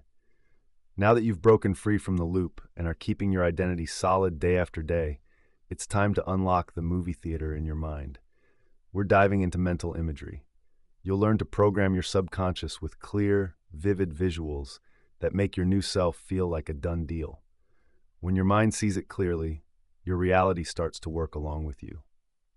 You've got this under control. You've set daily goals and turned identity into a broadcast, not just a choice.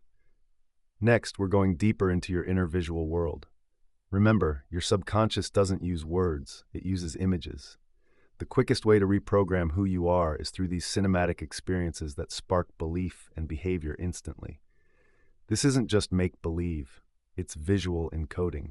Your brain can't tell the difference between what you vividly imagine and what you go through in real life. If you do it right, you can fast-track embracing your new identity. Welcome to your mental cinema, where your future self is the star and your subconscious calls the shots. Let's get scientific. When you visualize clearly, feeling every detail, the same brain pathways ignite as if you're actually living that moment. Your brain lights up those circuits. Your body lets out the same chemicals. Your identity gets reinforced just as strongly. This is why some people replay old traumas. They're stuck in a visual script that keeps the old version alive. But here's the game changer. You can consciously shape this. By picturing scenes of your future self as if they've already happened, you trigger those same encoding systems, and your mind accepts it as familiar. Familiar feels safe. Safe becomes your identity, and identity turns into reality. Let's break down how to effectively program those visuals. Step 1. Pick a moment that shows your future self at your best. Think about powerful scenes. Speaking confidently on stage, negotiating with ease, waking up in a place you love, calmly saying no, or leading a team with clarity. Don't try to picture your whole future. Focus in on one scene. Your brain remembers specific details better than vague ideas. Now, picture that scene like a film director would. What do you see? Notice the colors, the clothes, the surroundings, the lighting, and the way people move. What sounds are around you? Pay attention to the tone of voices and background noises. How does it feel? Consider the temperature, your posture, and your breathing. The more details you include, the more real it becomes. You want it to feel emotionally authentic, not just clear. If it doesn't feel right, your mind won't accept it. Next, add emotions to the mix. This is where many visualizations fall short. They're visual but lack feeling.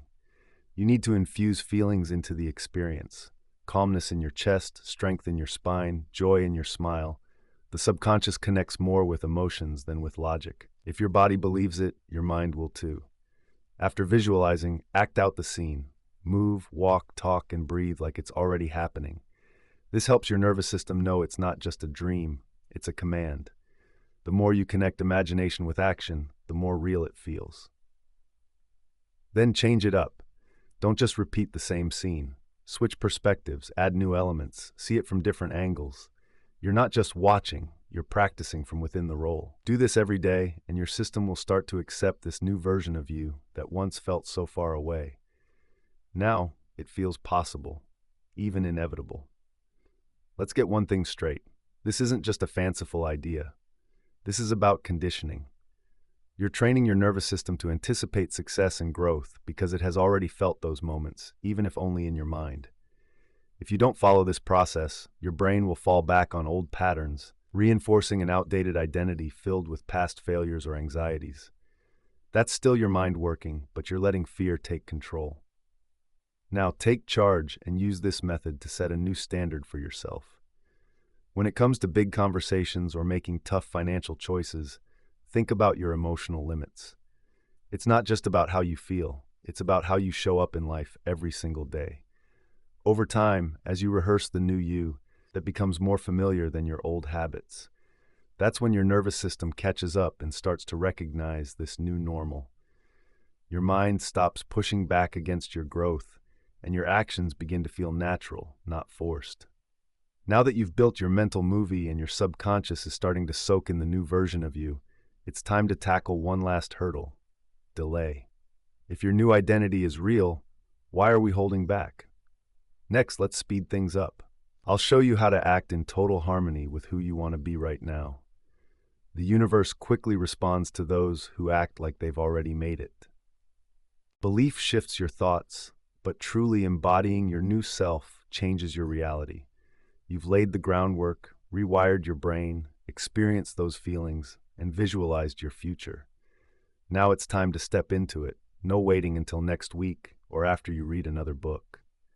Here's how you accelerate the process. Stop living like you're still on the journey, and don't label your new identity as something for the future. Start behaving like the person you've decided to become, even before the evidence appears. This isn't pretending, it's about being specific. Reality doesn't just respond to what you wish for, it reacts to what you demonstrate. Let's talk about what holds most people back. Many are stuck in an identity delay. They've envisioned their new selves but continue acting in ways that tie them to the past. They wait for confidence to express themselves, look for proof before making promises, or seek permission before stepping up completely. As long as you're in that waiting mode, your system sees the new identity as a choice, not a necessity. The gap between your decision and your actions is the delay, and true change only happens when you close that gap. Stop viewing your identity as a destination. It's not just a finish line, it's a frequency. To lock it in, you have to live out that frequency right now. Speak like your voice matters. Show up like greatness is already expected of you. Stand tall, as if success is your new normal. Act as if the outcome is already set in motion. You're not waiting, you're sending out signals, and reality will start to shift around you. Now, let's address a common worry. What if I'm just faking it? You're not just waiting around. You're practicing until it feels right. That's how your brain works. You start acting like the version of you that's already achieved it. Not to fool anyone, but to convince yourself that it's normal. If you keep waiting to feel ready, you'll always be stuck. Readiness comes from doing, not just thinking. Let's break it down. First, think about one area where you're still hesitating. Is it about speaking up, showing yourself to the world, maybe setting boundaries? Choose the spot where you're almost there but not quite. Now ask yourself, how would the best version of you handle this? If it were already sorted, what would you do? Go ahead and do it now. Next, build an evidence loop. Every time you act like your new self, take note of it. Write down, I chose the new me when I... This isn't about journaling your feelings, it's about collecting proof. Your brain trusts actions over words, so show it what you can do. That proof, it'll boost your momentum. Then stop telling the story of who you used to be. Cut out phrases like, I'm trying to get more confident, or I hope I'll get there. Those just keep you stuck. Instead, say things like, I'm stepping up as a leader. I've made my decision and I'm living it. Your words shape your identity, so choose them wisely. Now, be ready to handle some discomfort without slipping back into old habits. When you act differently, you might feel resistance, imposter syndrome, guilt, doubts, fatigue. Expect it, but don't see it as a failure. That feedback means your system is adjusting to a new pace. Stay strong. This isn't about faking it until you make it.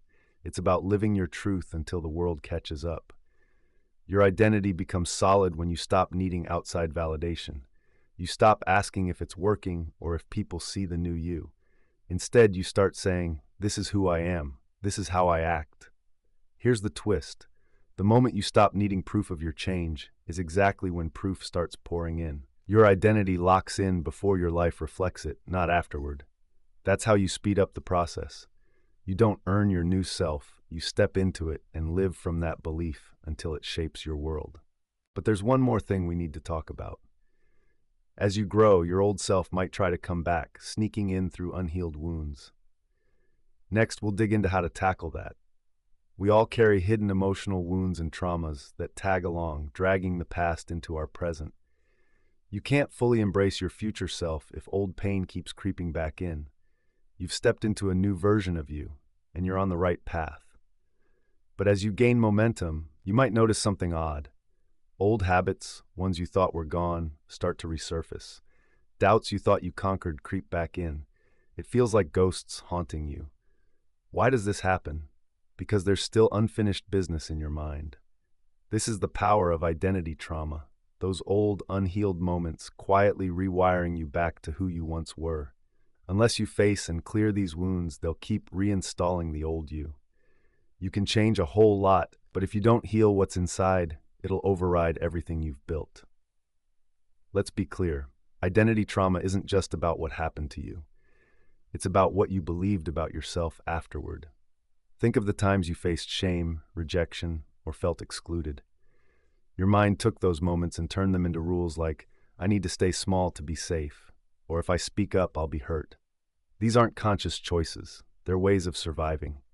Over time, they morph into part of your identity. Even if you can't recall the exact events, their effects are still present. Trauma doesn't just hide in your memories, it shows up in patterns, arguments that keep replaying, emotional ups and downs, sabotaging your own success, avoiding leadership or love. These aren't random quirks, they're scripts from trauma running over and over again. No matter how much you grow, if you don't uncover the source, you'll revert to the old version of yourself under pressure. So how do we clear this trauma? It's not about reliving pain or overthinking your feelings. It's about breaking the connection to the meanings you assign to those feelings. Let's break it down. First, recognize when your emotions flare up. Notice when your reactions feel too big for the situation. Ask yourself, what am I really trying to protect? What part of me feels threatened? What fear about my identity just popped up? The aim isn't to push these feelings away, but to trace their origins. Each flare-up is a clue. Follow it. Next, find the root of that identity decision. You don't need the perfect memory. Just ask yourself, when did I first start feeling this way? Don't rush it. Allow your body to bring things up naturally. You'll realize it wasn't the event itself. It was how you interpreted it back then. Your younger self made a choice that's no longer helpful for your growth. Now it's time to change that story. Take a moment to recognize the shift. Speak to that younger version of you. Say, you did what you needed to do to protect me back then. You kept me safe when I didn't know how to deal with it. But I'm not in that same place anymore. Just this acknowledgement can ease the tension. It's telling your whole system, we're not getting rid of you, we're promoting you. Next, declare that old rule doesn't apply anymore. Replace it with a new one. I can be fully seen and still feel safe. My truth doesn't push people away. It draws them in. I don't have to earn love. I embody it. Don't just think these words. Say them with purpose. Stand tall and feel it deep inside you. Now test this new belief when things get tough. Healing only sticks when it's put to the test. So look for moments that used to trigger you. React from your new belief. If you hesitate, reset. If you slip back, watch it without judgment. Each time you stand firm in the new identity during emotional challenges, you reinforce the change. That's how healing turns into transformation. Let's be clear. You don't need to go into every detail of your wounds. Just focus on changing the mindset that was formed under pressure, the decision that made you think, this is who I have to be to survive. That's what needs to go, because you're not just surviving anymore. You're meant to thrive. Now that you've broken those trauma cycles and are retiring those old rules, it's time to face the false identity you've been unconsciously playing for someone else. Healing from trauma isn't just about letting go of pain. It's also about dropping the roles you should never have had to bear. Even after clearing away the trauma, you might still feel a weight holding you down. This weight is the phantom identity, the version of you that never really felt like you, but was created to keep others comfortable. Until you recognize and release this false self, you'll never feel like you can truly step into your own power. Here's the truth. Many people live by reacting to others' expectations, be it parents, society, partners, teachers, or friends. At some point, you started shaping who you are just to dodge disapproval or discomfort. It wasn't a conscious decision. You became the peacemaker, the overachiever, the quiet one, the responsible one, the fixer, the invisible one, the smart one, the funny one, or the caretaker. These roles helped you get by, but they also buried your true self. The phantom identity is sneaky. It feels real, polished, and practiced. It has its own personality, routines, and even charm. But underneath it all, it's just a mask. And wearing that mask wears you out because you're always performing for safety. Your nervous system can sense the gap between what you show on the outside and what you really feel inside. It's exhausting to keep that gap open. No surprise you feel stuck. You're juggling two versions of yourself. So how do you deal with this phantom? First, name the identity you put on. What persona do you take on to feel accepted or safe? Write it out like a character description. What does this identity say? What does it dodge? What does it protect you from? Be honest. This isn't about judging yourself. It's about gaining clarity. Next, think about who gave you this role. This isn't about laying blame. It's about understanding where it came from. Whose approval were you chasing? Who would have felt uneasy if you had shown up as your true self? Often you'll find it's someone who hasn't done their own healing, and they projected their discomfort onto you. That's not your load to carry anymore. Then separate truth from performance. Take a look at your current self versus your real preferences. Ask yourself, what do I genuinely enjoy? What am I doing because it's expected, not what feels right? What part of me is still playing a role? You'll notice cracks, places where you've been dimming your light, smiling, or pretending. Not because you're fake, but because the phantom self had no other choice. Now it does. Next, make one bold move. Pick one area where the phantom usually steps in and act against it. Say what you usually keep quiet. Choose to rest when you usually overextend yourself. Stop apologizing when you're just being honest. Let someone feel disappointed instead of managing their feelings. This isn't about rebelling. It's about reclaiming yourself. Your nervous system needs assurance that you can express yourself without facing repercussions. That's when the phantom really starts to fade. Finally, create space for your true self. When you strip away the phantom, you might feel lost. That's okay. That space is where your real self can shine through. Embrace the awkwardness. Embrace the unfamiliar. Embrace the fact that it's not all figured out yet. This isn't about creating a new identity. It's about letting the real you come through. Trust that process. When you stop acting a certain way, people will notice. Some might push back, some might feel guilty, and some might even move on. That's okay. You're not losing people. You're losing roles.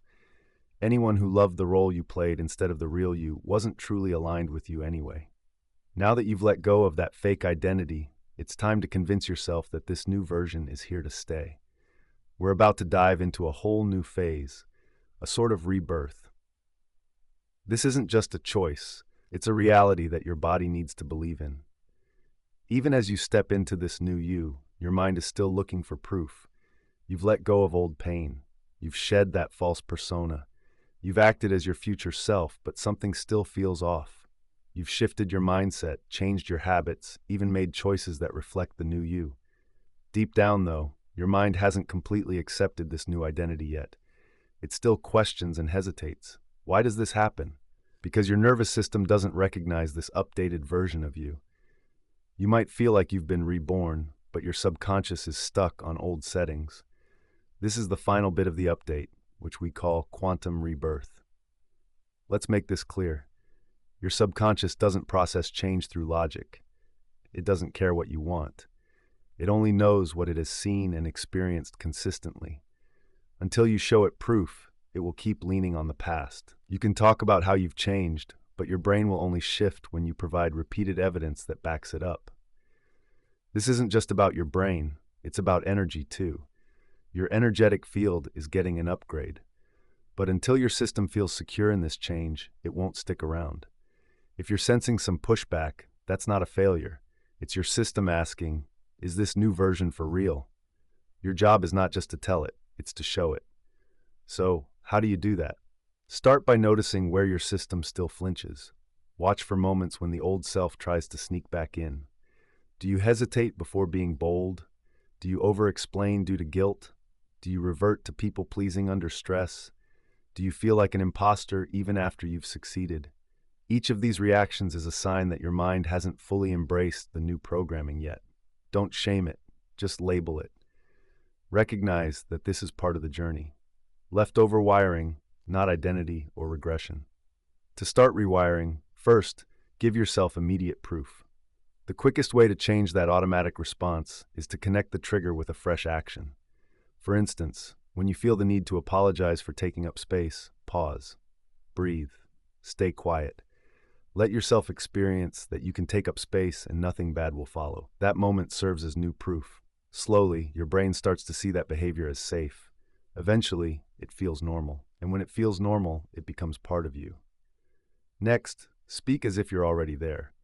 Use confident language. Phrases like, I'm becoming, or I hope I can maintain this, show uncertainty. Swap those out for statements like, this is who I am now, or this is my baseline. You're declaring, not hoping. Declarations wire your system faster than holding back. Then make tracking your progress a nightly ritual. Ask yourself, when did I act like my new self today? Where did I set boundaries, speak my truth, or do something my old self wouldn't have dared? Write down these moments. You're not journaling just to feel good. You're building a collection of evidence. This helps your subconscious stop doubting your transformation.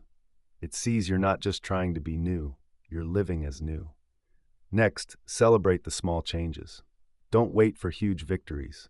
Notice those little shifts. Maybe you skipped seeking approval. You said no without elaborating. You asked for more without hesitating. You stayed calm in uncomfortable moments. These actions are significant upgrades. Each one strengthens your new identity. This isn't just about motivation. It's math. The more you act as your upgraded self, the harder it gets to go back.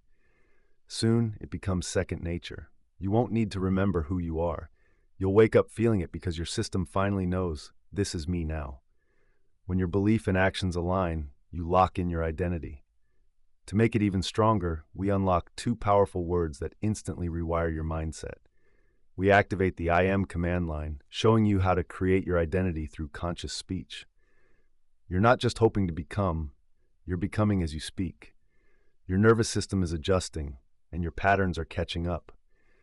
You're starting to live as your new self without needing outside validation.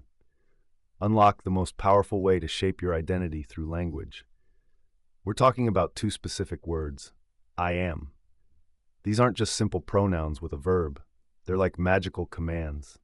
Every time you say I am, followed by something about yourself, your subconscious takes it as an order, not just a description. Your reality starts to shift.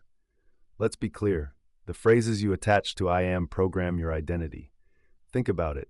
I am tired, I am anxious, I'm not good with people, or I always struggle. Even when you throw these out casually, they stick. Your brain doesn't see them as casual complaints. It treats them as settings. And those settings are how you present yourself to the world. But here's the twist. When you use I am on purpose, it turns into a powerful tool for shaping who you want to be. Let's break it down. First, take a day to really listen to how you use I am. Write down every time you say it. Catch yourself naming personality traits or patterns. You'll start to uncover these hidden scripts you've been playing on repeat for years. That's why your current life feels so normal. It's responding to the way you talk. Next, when you catch a limiting I am phrase, hit pause. Swap it out. For instance, instead of saying I am terrible with details, try I am learning to focus clearly. Or if you say I always overthink, change it to I am capable of making simple decisions. This is not lying. It's an update to your internal code. Say it aloud and remember to shift your posture. Feel the change in how you say it. Tone matters. Now, every morning, establish 3 core I am statements. Speak them out loud, like I am deeply respected, I am a calm and powerful communicator, or I am trusted in every room I enter. Don't just say these to feel good. Use them to line up your beliefs with your actions. Each time you repeat them, you strengthen that command, refining your behavior until your reality reflects those affirmations. Then connect your I am statements to actual actions. Just saying it isn't enough. Pair I am a boundary-setting leader with actually setting a boundary. If you say I am healthy and energized, choose food or exercise that supports that. When you claim I am a visionary, take a bold decision. This is where your thoughts become actions, not just beliefs. Finally, guard your I am gate. No more negative phrases slipping through. Stop with the self-deprecating jokes. No more saying, I'm such a mess today. Forget about just being real if that realness keeps you stuck. You are the one who controls your identity and what flows from it. What you say about yourself shapes what you'll experience next. Treat those I am statements like sacred messages. Let's broaden your I am access points. Say them in front of a mirror. Whisper them before meetings. Write them down as you wind down at night. Repeat them when stress hits, not just when things go well. This isn't about being robotic. It's about being steady, and that steadiness builds conviction. Over time, your I am statements won't just feel like dreams. They'll feel like obvious truths because you'll have said them, acted on them, and made them a part of you. Your mind won't question them anymore. And when that happens, reality stops pushing back and starts responding. Now that you've tapped into the strongest identity command in language, I am, it's time to face the world's resistance. When you declare who you are, life will put you to the test. This is where we encounter reality resistance. The pushback from the world isn't a sign of failure. It means your transformation is truly happening. You've made your declaration, I am. It's clear and firm. You've shifted your internal code and backed it up with actions. But suddenly things feel off. People may question you. Opportunities might stall. Old triggers pop back up. You might feel misunderstood or even alone. But this isn't a step back. It's just reality resisting your new identity. Let's break it down. Your inner world, the way you think and feel, has evolved. But your surroundings, your relationships, your job, your environment, are still stuck on your old identity vibe. When that vibe shifts, the world tries to recalibrate. But that recalibration often looks like rejection at first. It's not because you're wrong. It's just that your upgraded self doesn't fit into the old structures anymore. Resistance can show up in different ways. Friends might act passive-aggressive. Clients or coworkers could question your tone. Money might feel tighter. Chances you thought you'd get suddenly feel blocked. Old emotions come creeping back. You feel isolated, even if you're more aligned than ever. That's the tension between your new identity and the inertia of your environment. The world hasn't quite caught up yet, so it pushes back. That's where many people falter.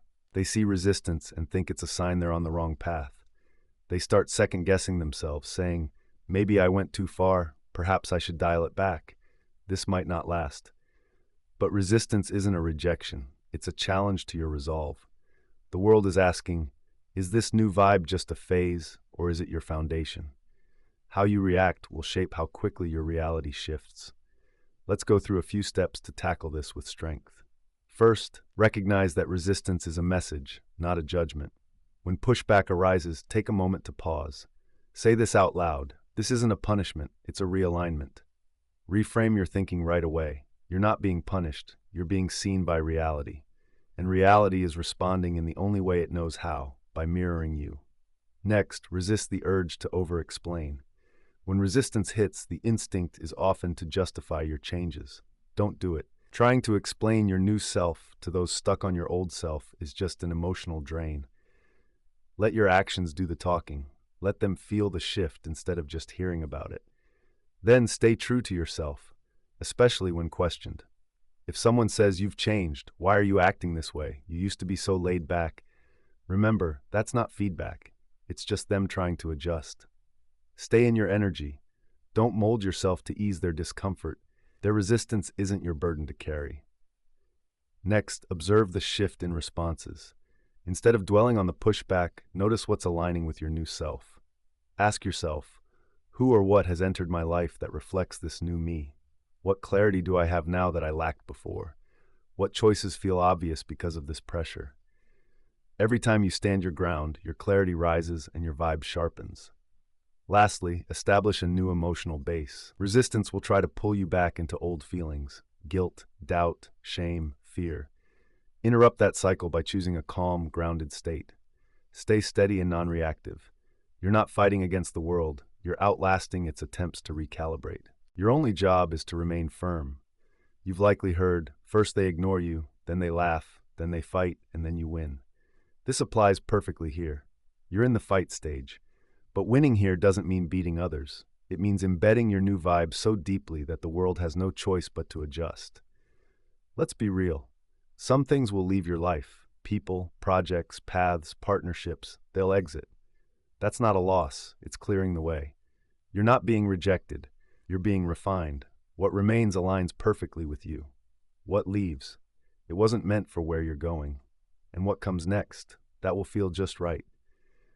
You've showed up despite all the outside noise, firmly standing in your new truth. Now we're at the last phase, the identity spiral. Even when the outside pressure fades, there's one last loop for you to navigate. Welcome to the shift spiral, where your identity tests you before it becomes your go-to. You've managed to handle outside resistance. You stood firm. The world pushed hard, but you didn't buckle. But now, something unexpected hits. Just when you think everything's aligned, your inner self starts to push back. Your energy dips, doubt creeps in, and old habits pop back up unexpectedly. Suddenly you feel out of sync with the identity you worked so hard to build. But don't worry, this isn't failure. This is the shift spiral, the final test before your new identity locks in for good. Here's the deal. Every major identity upgrade brings a spiral of feelings and behaviors that circle back. It's not punishment, it's a check-in. Your system is asking, can we trust this new version of you? It wants to see how you hold up under stress, fatigue, or silence. If you can stay steady through this spiral, the shift locks in for good. Let's break down how the spiral works. After a breakthrough, your brain releases dopamine. You feel high, motivated, ready to take on the world. But what goes up must come down. That's when your system throws some tests to keep things stable. These aren't just life's obstacles, they're checkpoints for you. Old contacts might pop back up. New chances come with those familiar triggers from your past. Emotional patterns you thought were gone might resurface. The old version of you seems so tempting again. Your inner gatekeeper is checking in. Are you really done with the old self, or just visiting the new one? Let's talk about how to navigate this spiral without losing your momentum. First, normalize the emotional ups and downs. When the high fades and discomfort creeps in, say it out loud. This is the spiral, not a setback. Just that simple phrase helps you understand what's really happening. Instead of slipping back, you're grounding yourself. Stability comes through doing things repeatedly, even when things change. This means you hold on to your new identity, no matter how you're feeling. Next, write out spiral scripts. Describe how your upgraded self acts when under stress. For instance, when I'm tired, I still communicate clearly. When doubt creeps in, I ask the right questions instead of falling apart. When I feel isolated, I stick to my path instead of seeking company. Keep this script close. Refer to it when times get tough. This is your guide through the chaos. Then monitor your triggers without indulging them. You might see self-doubt rise when you're in the spotlight or feel low after a big moment. You may feel tempted to prove your worth. Just pause. Don't feed those thoughts. Tell yourself, that's not who I am anymore. It's just a pattern. Each time you notice without reacting, you weaken the pattern. Next, solidify your spiral days with small certainties. When energy is low, clarity is more important than productivity. Make one decision that shows your new self, even if it's a small step. This isn't about results, it's about reinforcing who you are. Little actions lead to big stability. Avoid narrating the spiral. Don't say things like, I think I'm failing, or maybe I wasn't prepared. Language shapes how we see things. You don't want to tell the story that keeps you stuck. Instead say, I'm staying steady, I'm not lost, I'm integrating. Once you get through the spiral, something changes. The things that used to upset you start to feel dull. Responses become automatic. Your new self becomes the norm. There's no tension, no hesitation, no second guessing. You don't even need to say, I'm changing. You just are. That's when you know you've made it. Now that you've gone through the spiral, you're ready to update the one place still reflecting your old self, your physical space. Your environment plays a major role in shaping your identity. Your room, your desk, your home, they're all echoes of your past unless you change them to align with who you are now. The transformation isn't real until your surroundings show it. You've moved past the spiral. You've found your inner stability. But if your space still holds on to the old version of you, your nervous system might start to slip back. Why? Because your environment reinforces your identity. Everything around you, the workspace, your wardrobe, your digital life, even your car, sends out a quiet message. It says, this is who I am. If that message doesn't match the upgraded version of yourself, it can create tension. This tension, it leads to fatigue, and that fatigue can subtly hold you back. So the next step in truly upgrading your identity is clear yet essential. Tweak your environment to match your new vibe. Here's the thing. Your surroundings are constantly sending signals to your subconscious, day and night.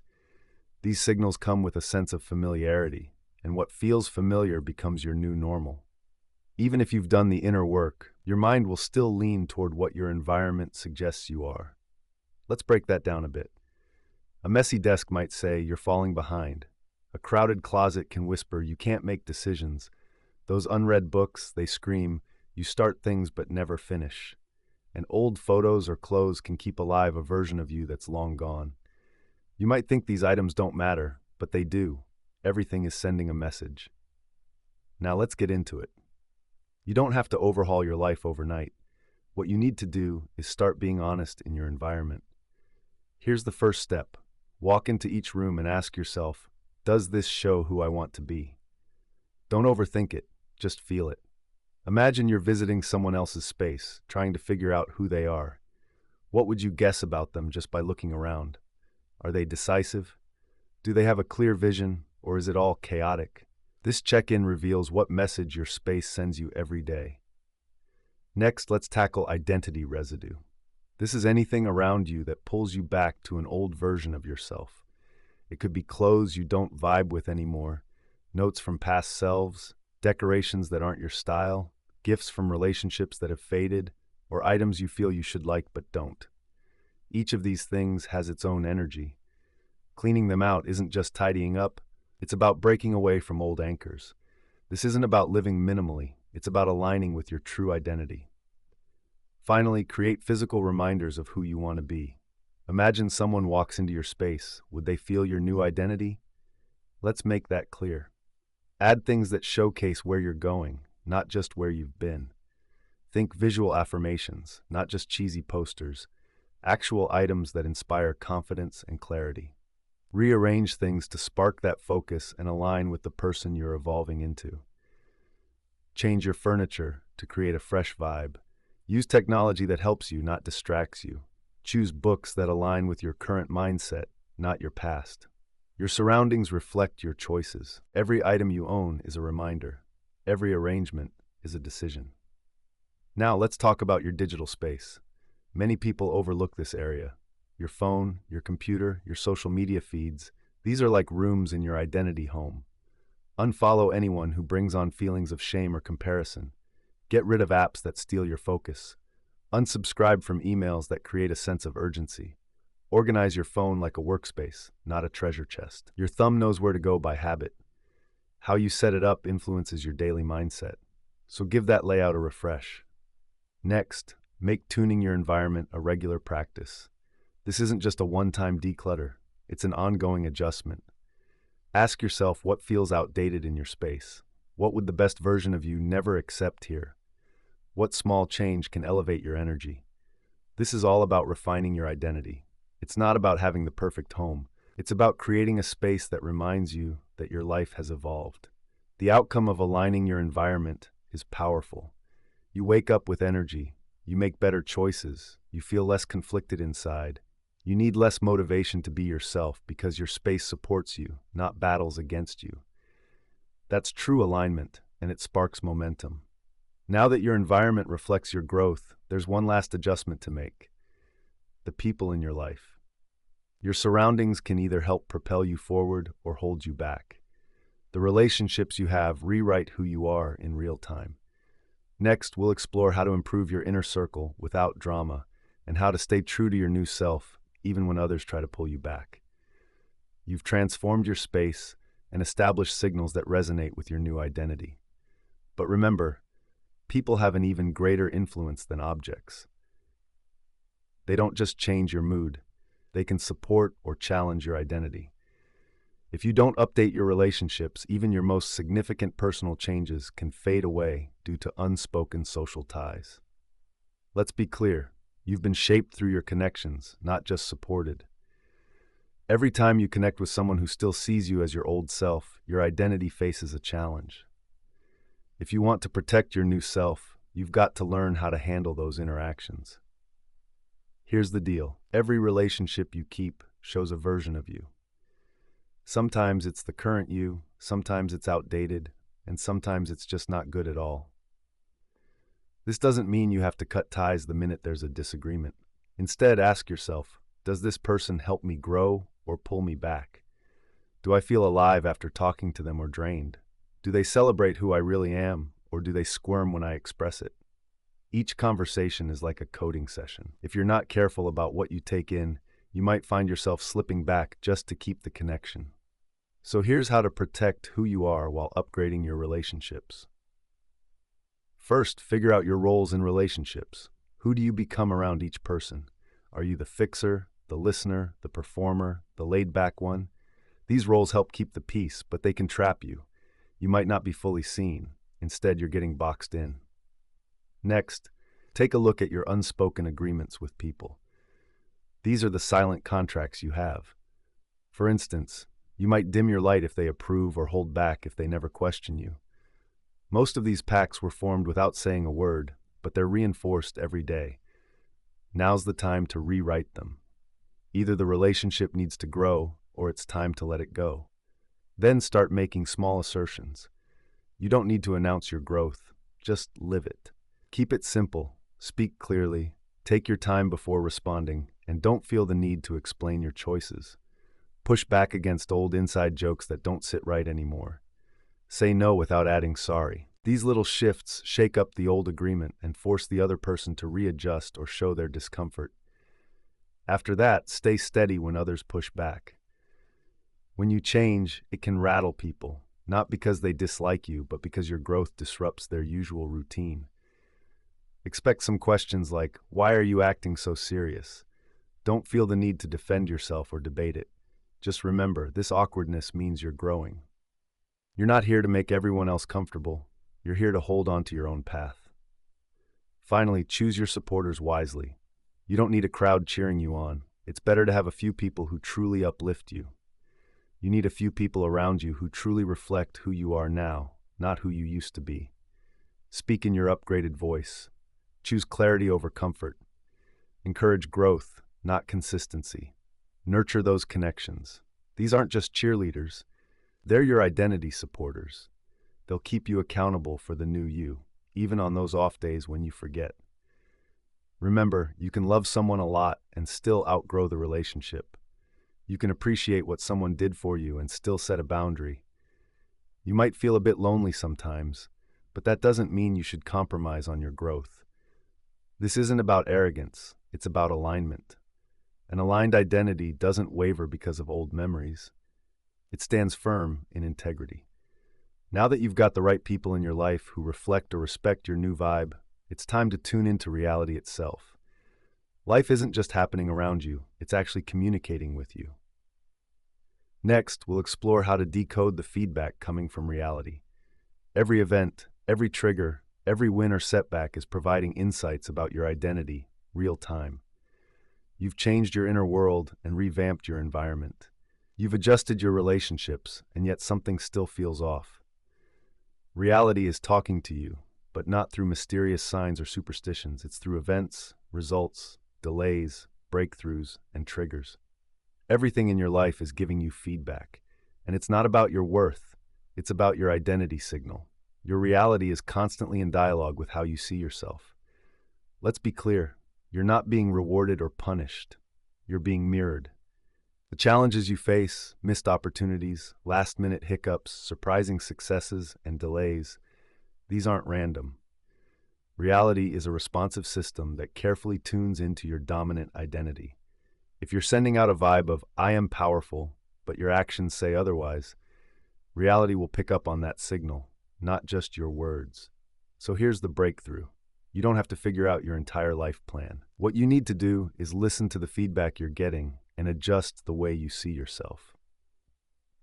Let's break it down into a simple process. First, stop taking outcomes personally. You didn't fail that interview. You didn't lose that chance. The universe isn't ignoring you. You received feedback about your energy. Ask yourself, what part of my identity is being reflected here? What does this situation say about what I believe? What pattern might this experience be reinforcing? Remember, you're not being judged, you're getting an update. Step 2. Let's classify what's being reflected back at you. Reality shows one of three things. Clarity, you're in sync and life is speeding up. Contrast, you're off track and life is highlighting the misalignment. Or challenge, you're in transition and life is stress testing your growth. Each one serves a purpose. Each one delivers data. Don't get stuck on meaning. Just categorize it. Once you figure out what kind of signal it is, you can stop reacting with emotion and start shifting your actions. Step 3. Pull back from the moment and look at the bigger pattern. Most feedback loops don't appear from just one event. They reveal themselves over time. If you're facing repeated delays, it may signal you're trying to step into a new identity before really embodying it. If conflicts keep popping up, it might mean your boundaries aren't clear. Unexpected breakthroughs? That's a sign you're starting to trust yourself more. And if you notice ghosting or mixed signals, it's likely you're sending out unclear expectations. Keep track of these signals, not to judge yourself, but to make adjustments. Step 4. Focus on upgrading your input, not the outcome. Instead of trying to change what's happening outside of you, ask yourself, what part of me attracted this situation? What old story am I telling that's pulling in this result? What subtle belief is creating this reflection? Then you can update your identity. I'm not someone who puts up with this anymore. Act on that new belief and watch how the next cycle changes. Step 5. Reframe your timeline. Sometimes life slows you down, not to punish you, but to keep you from stepping into a new identity too soon. If you reach a new level of success before you're ready, it'll weigh you down and you'll end up blaming yourself. So, when life throws a delay your way, ask, what part of me needs to catch up? That question can move you forward faster than any plan. Let's get practical. Start journaling with a simple daily question. What did my reality tell me about who I believe I am today? Then ask, what do I want to change tomorrow? What action would show that change? What feeling would keep it steady? Think of this feedback as fuel, not failure. Eventually, you won't even need to write it down. You'll get better at reading life. A compliment will feel like a confirmation, not a surprise.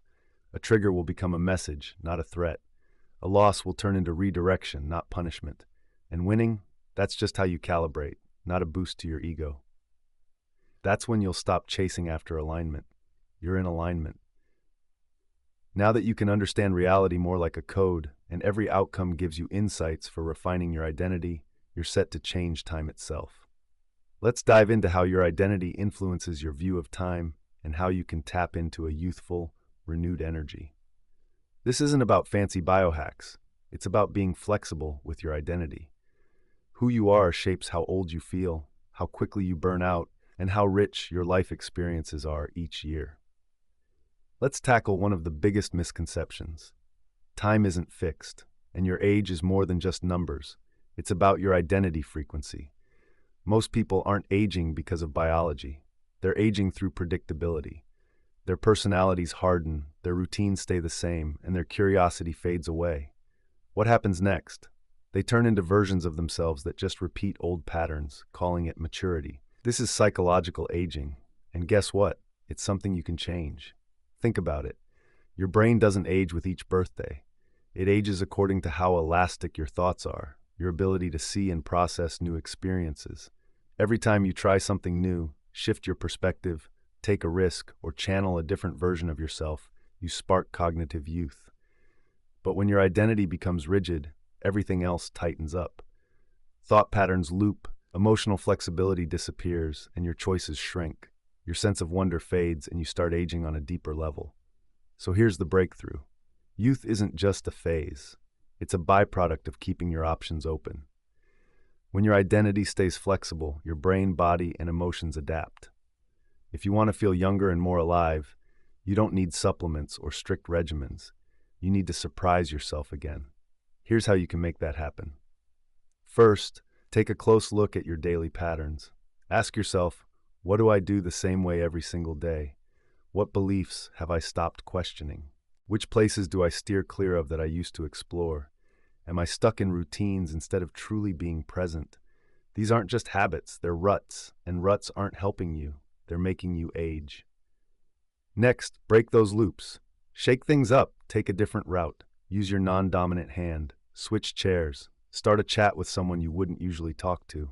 Read a book outside your go-to genres. These small actions matter. Each one fires up new neural pathways and tells your brain that you're still growing.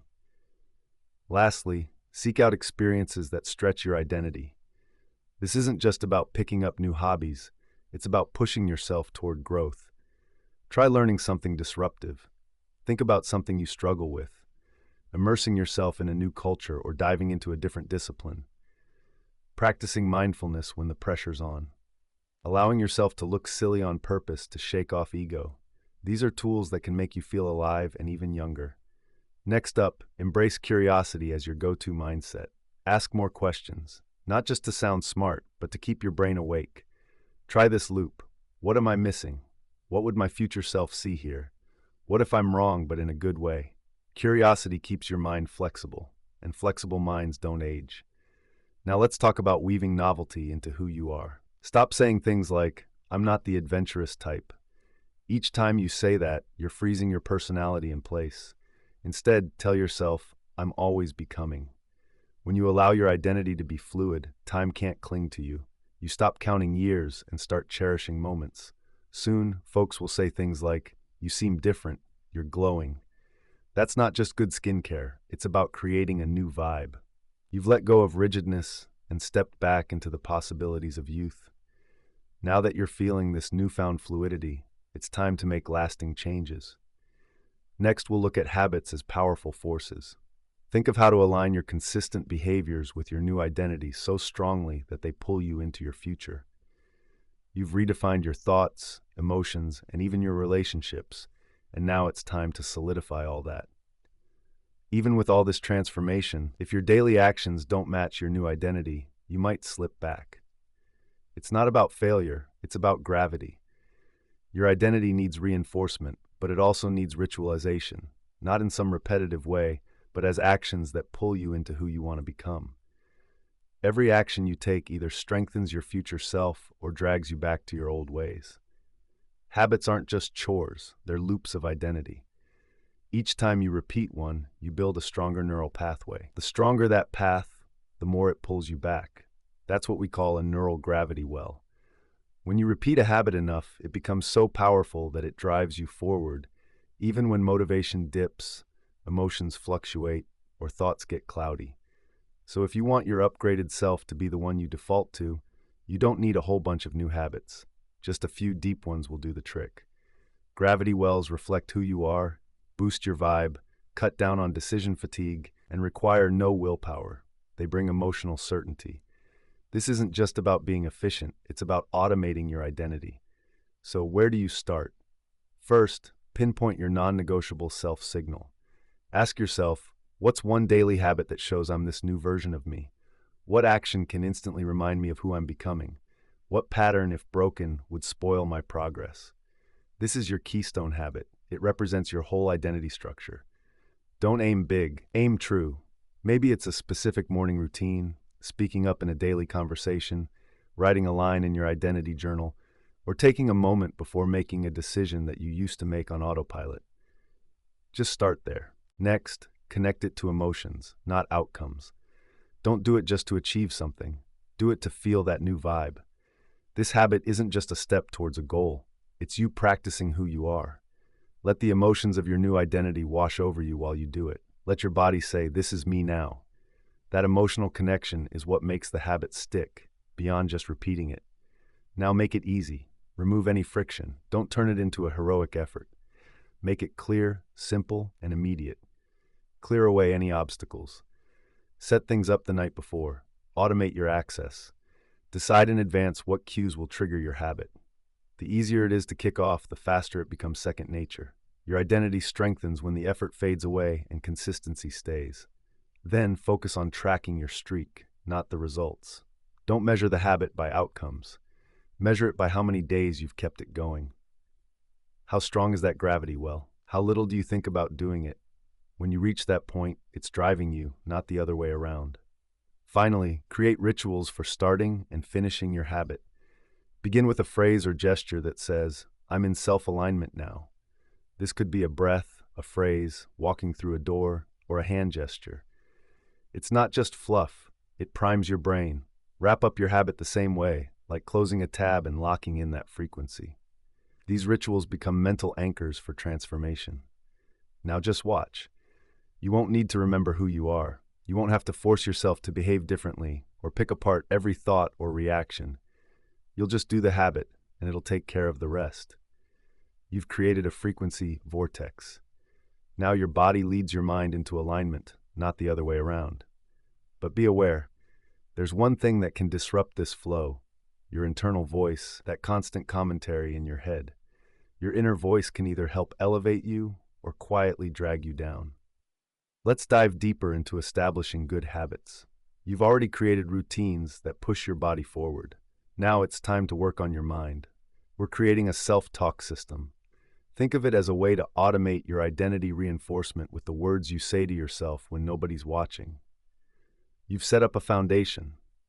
Your habits are working in your favor, aligning with the better version of yourself. But there's still a risk. What can throw all of that off? Your inner voice. It's that private narration, the invisible critic that comments on everything you do, feel, and say. Even if your actions have changed, if your internal dialogue is still echoing the old you, that old version can creep back in. It doesn't need to be loud, it just needs to be consistent. Most people don't even notice that their inner voice is stuck in the past. Let's break this down. Self-talk isn't just about reflecting, it's about instructing. Every time you say something to yourself, your brain takes it as fact, even if it's sarcastic, automatic, or unconscious.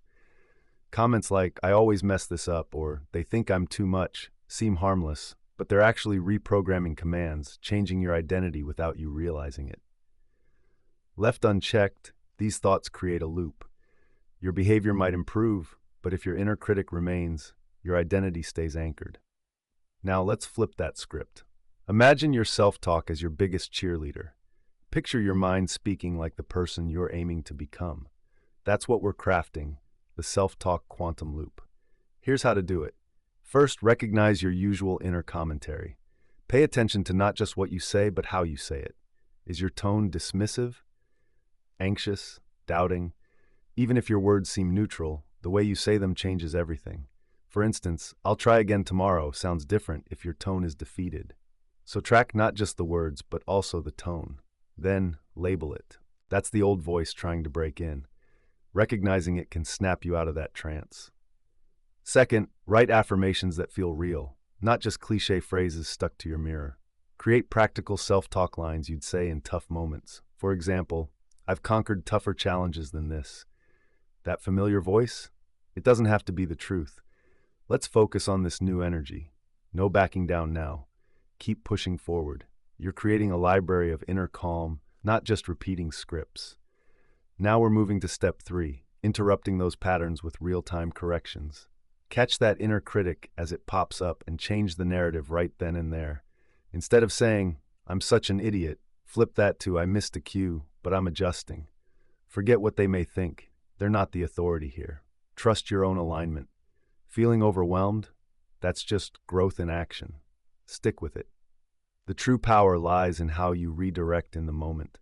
Do this enough, and that shift will become your new default. Step 4 involves using your surroundings to trigger positive phrases. Place visual reminders where that old negative self-talk used to take over. It could be a bracelet you touch whenever doubt creeps in, or maybe a wallpaper with your favorite uplifting phrase. Think about a password that reflects the person you want to be, a reminder on your phone that keeps your new narrative front and center. Make supportive language unavoidable, just like how that old critic used to jump in unexpectedly. Finally, step 5. Wrap up each day with a recap. Ask yourself, how did I talk to myself today? Was any part of that tone outdated? What would have been a better way to respond? What do I want to focus on tomorrow? This isn't just journaling. It's all about reshaping the voice that runs your identity. When that voice shifts, everything else stabilizes quickly. Something amazing starts to happen. You begin to tune out the critic. Not because it's disappeared, but because it's been replaced. The new loop runs smoothly, speaking with kindness, strength, and clarity. And when challenges arise, instead of panicking, you respond with, "I've trained for this. Let's tackle it." Now your self-talk runs on autopilot, lifting you rather than dragging you down. You're ready to face your last internal challenge, the ego. But it's not a battle, it's about negotiation. The old identity, it was just a costume. The ego, it's the one clutching the mask. In the next steps, we'll navigate ego negotiation and learn how to calm your inner resistance without a fight, turning the ego into an ally for growth. Your self-talk now encourages your future, not your past. But remember, that persistent voice isn't just sowing doubt. It's trying to protect you by holding you back. Let's be clear, the ego isn't your enemy. It's not evil. It's not a villain you must eliminate. The ego is your identity's guardian, designed to keep you safe. Your ego wants to keep things familiar to keep you safe. If you try to change too quickly, it freaks out. Not because it hates change, but because it sees anything unfamiliar as a threat. Here's something most people overlook. You don't have to silence your ego. You just need to negotiate with it. If you try to shut it down, it'll only get louder. Instead, learn to talk to it, guide it, and make it feel secure in your new identity. That's the key to growth without self-sabotage. Let's go through the steps. First, understand what your ego is all about. Its job is to keep your self-image steady. It wants to avoid emotional risk, maintain your status, and protect your safety. It tries to keep your identity predictable by sticking to a script. Your ego isn't out to ruin your life, it's just trying to help you survive based on old beliefs. Once you realize that, you can stop fighting it and start managing it. Next, recognize the voice of your ego without getting caught up in it. The ego talks in absolutes. That's just how I am, or they don't get me. When these thoughts pop up, don't buy into them, but also don't push them away. Just say, ego, I hear you. That simple phrase shifts everything. When you notice your ego, you step into a higher version of yourself. Now, create a dialogue instead of drama. The ego craves recognition, so acknowledge it. But hold your ground. You might say, I know you're trying to protect me from risk. You're worried I'll lose love if I move beyond this role, and you think failure means disaster. But we're not in that world anymore. Thanks for caring, but I'm in charge now. This isn't mocking the ego, it's nurturing it with compassionate authority. Next, provide proof to build trust. The ego eases up when it sees evidence that change won't harm you. So after you push a boundary, try something new, or feel uncomfortable, pause and say, did you see that? We made it. Nothing fell apart. Each time you do this, you teach the ego to trust the change, transforming fear into something familiar. Once it feels familiar, the ego can let go. Lastly, give your ego a new job. It needs direction, or it'll slip back into fear and control. Assign it a role in your growth. You might say, I need you to remind me to breathe when things get tense and protect my focus, not my fears. Your job now is to stay grounded, not freak out. You're still part of the team, just not in charge anymore. This isn't just a cute idea, it's a smart strategy. You're steering a strong part of your identity to align with your conscious growth. Over time, something incredible happens. Your ego stops resisting and begins to adjust. When it detects a trigger, it warns you but doesn't take over. That's when you know you've integrated your ego. Your identity becomes flexible again. You're not hiding any part of yourself. You're bringing everything together. With your ego settled, no longer dragging you back to your old identity with every challenge, you're ready to tap into a fresh level of inner wisdom. This wisdom doesn't come from your past or even the present. It comes from the future. Next, we'll explore how to get real-time advice from your future self and why this isn't just a fantasy. It's a practical identity tool you can access at will. Your most evolved self is not somewhere out there. It's already sending signals. You've reshaped your inner world. The ego doesn't drive you anymore. You're calm during change, steady in transition, and in tune with your true rhythm. Now let's unlock a powerful yet often overlooked tool for transforming your identity, future self-mentorship. This isn't about fancy daydreaming or wishful thinking. It's real and grounded in quantum thinking. You can connect with a future version of yourself that already exists in potential. That version has tackled your current challenges, faced fears, made tough choices, and crossed significant lines. The exciting part, that version can mentor you right now. Let's break this down. Your mind constantly imagines different identities. When you worry, you're playing out the worst version of yourself. When you fantasize, it's about the ideal you. When you procrastinate, you picture a future self who avoids everything. You've used this ability without even knowing it. Now you'll tap into your future self on purpose as a guide. When you do it right, it feels less like daydreaming and more like recalling something you've always known. Here's how to activate future self mentorship.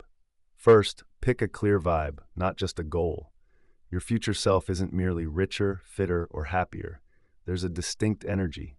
Ask yourself, how does this version communicate? How do they handle stress? What no longer triggers them? What kind of energy do they bring into situations?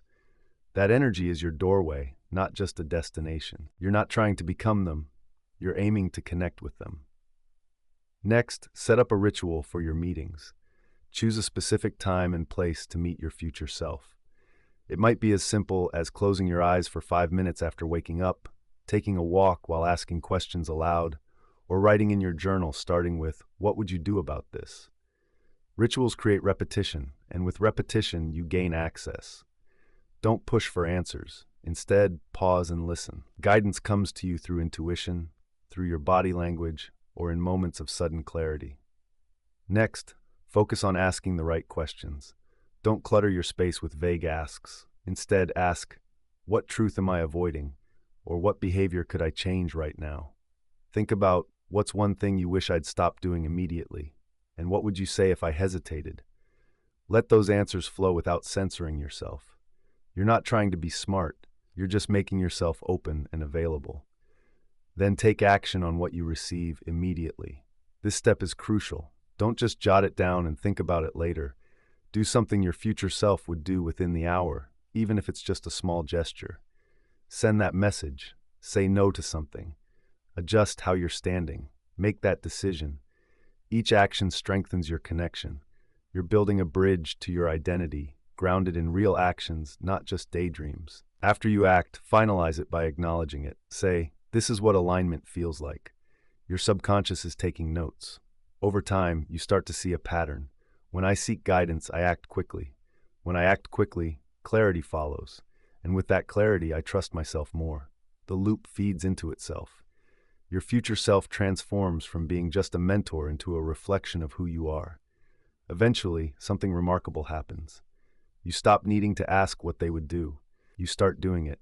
Your language starts to echo theirs. Your posture aligns with theirs. Your timing and decisions fall into sync. You dissolve that boundary. You're no longer reaching for the future. You're acting from it. Now that your guiding principles are in place, your future seamlessly flows into your present with confidence. It's time for tangible results because your identity is real only through your actions. Next, we dive into the feedback loop of identity and behavior, where every choice you make reinforces to your system that this new self isn't just a theory, it's a reality. You've met your future self, and you've taken action. You've begun to act like the person you're becoming. Now, the key moment is here. This is where your identity shifts from thoughts and intentions into real action. Your nervous system doesn't react to goals. It doesn't form identity from ideas alone. It responds to real proof. Consistent behavior is the solid evidence of your beliefs. If your actions don't match your thoughts, your subconscious won't accept the change, no matter how many affirmations or visualizations you do. Let's break it down. You are what you do over and over again. Every time you act like your future self, you rewire your brain, reset your baseline, and strengthen your identity. This is the identity action feedback loop. Here's how it operates. You change your inner thoughts and feelings, then take aligned action. That action sends a message to your subconscious. This is who I am now. Your subconscious adjusts its self-perception, leading to changes in how you react and even how you feel physically. This new identity feeds back into your thoughts, reinforcing the loop. But if you don't take action, the loop breaks and progress stalls. This explains why some people can dive into self-help but still feel stuck. Because insight without action is just fluff. You don't need more breakthroughs, you need proof in your behavior. Let's go through the steps. First, set up your daily non-negotiable signal. Every upgraded identity has one main behavior that roots it in your physical self. What's the action that proves you're no longer the same? It could be speaking up for yourself, waking up early with a purpose, moving with intention, saying no when you used to say yes, or starting a business task instead of putting it off. Choose the action that makes you a little nervous. That's where your old self used to thrive. Make this action a must-do. Just one move a day is enough to mark the shift. Next, put action before feelings. The old way was to wait until I feel ready to act. The new way, when I act, I feel ready. Many people hold back, waiting for that perfect feeling before they move. But in this feedback loop, movement creates emotional alignment. You don't need to feel confident to act. Just act as if you are. The feelings will catch up because your mind sees action as reality. Lastly, keep track of what you do, not just what you think. Journaling can be powerful, but only if it focuses on what you executed, not just reflecting on your thoughts.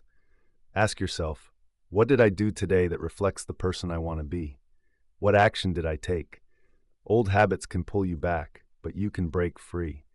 Reflect on where you hesitate and think about how you'll change tomorrow. Don't just think about it. Take note of those identity shifts. Your nervous system thrives on routine, but it craves proof before it rewires how you see yourself. Take bold, small actions when you're feeling tense. You're not aiming for drama, you're aiming to shake things up. So when you start to feel like slipping back, don't analyze it. Just act.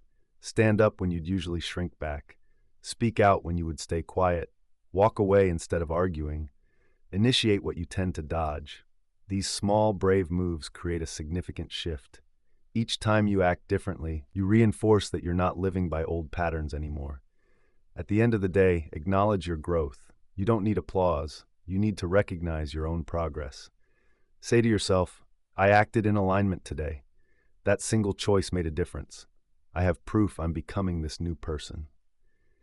This self-reassurance isn't just nice words. It's tangible reinforcement that tells your subconscious this upgrade is approved. Eventually, you won't even need constant reminders. Your actions will remind you. You won't question your changes. The momentum will speak for itself. You won't seek permission. You're already on your way. Belief isn't necessary. You've got hard evidence. Now, your actions reflect your intentions. But here's the catch. Even with all your progress, sometimes the old identity claws its way back. It can feel like a collapse, but these moments are actually gifts. We'll look at identity collapse events and learn how to turn them into strong foundations for real change. Everything feels good, and you're in sync with your future self. Then, out of nowhere, doubt creeps in. You might react in ways you thought you had moved past. Suddenly, those old behaviors spring back to life, and it feels like you've been hijacked by your former self.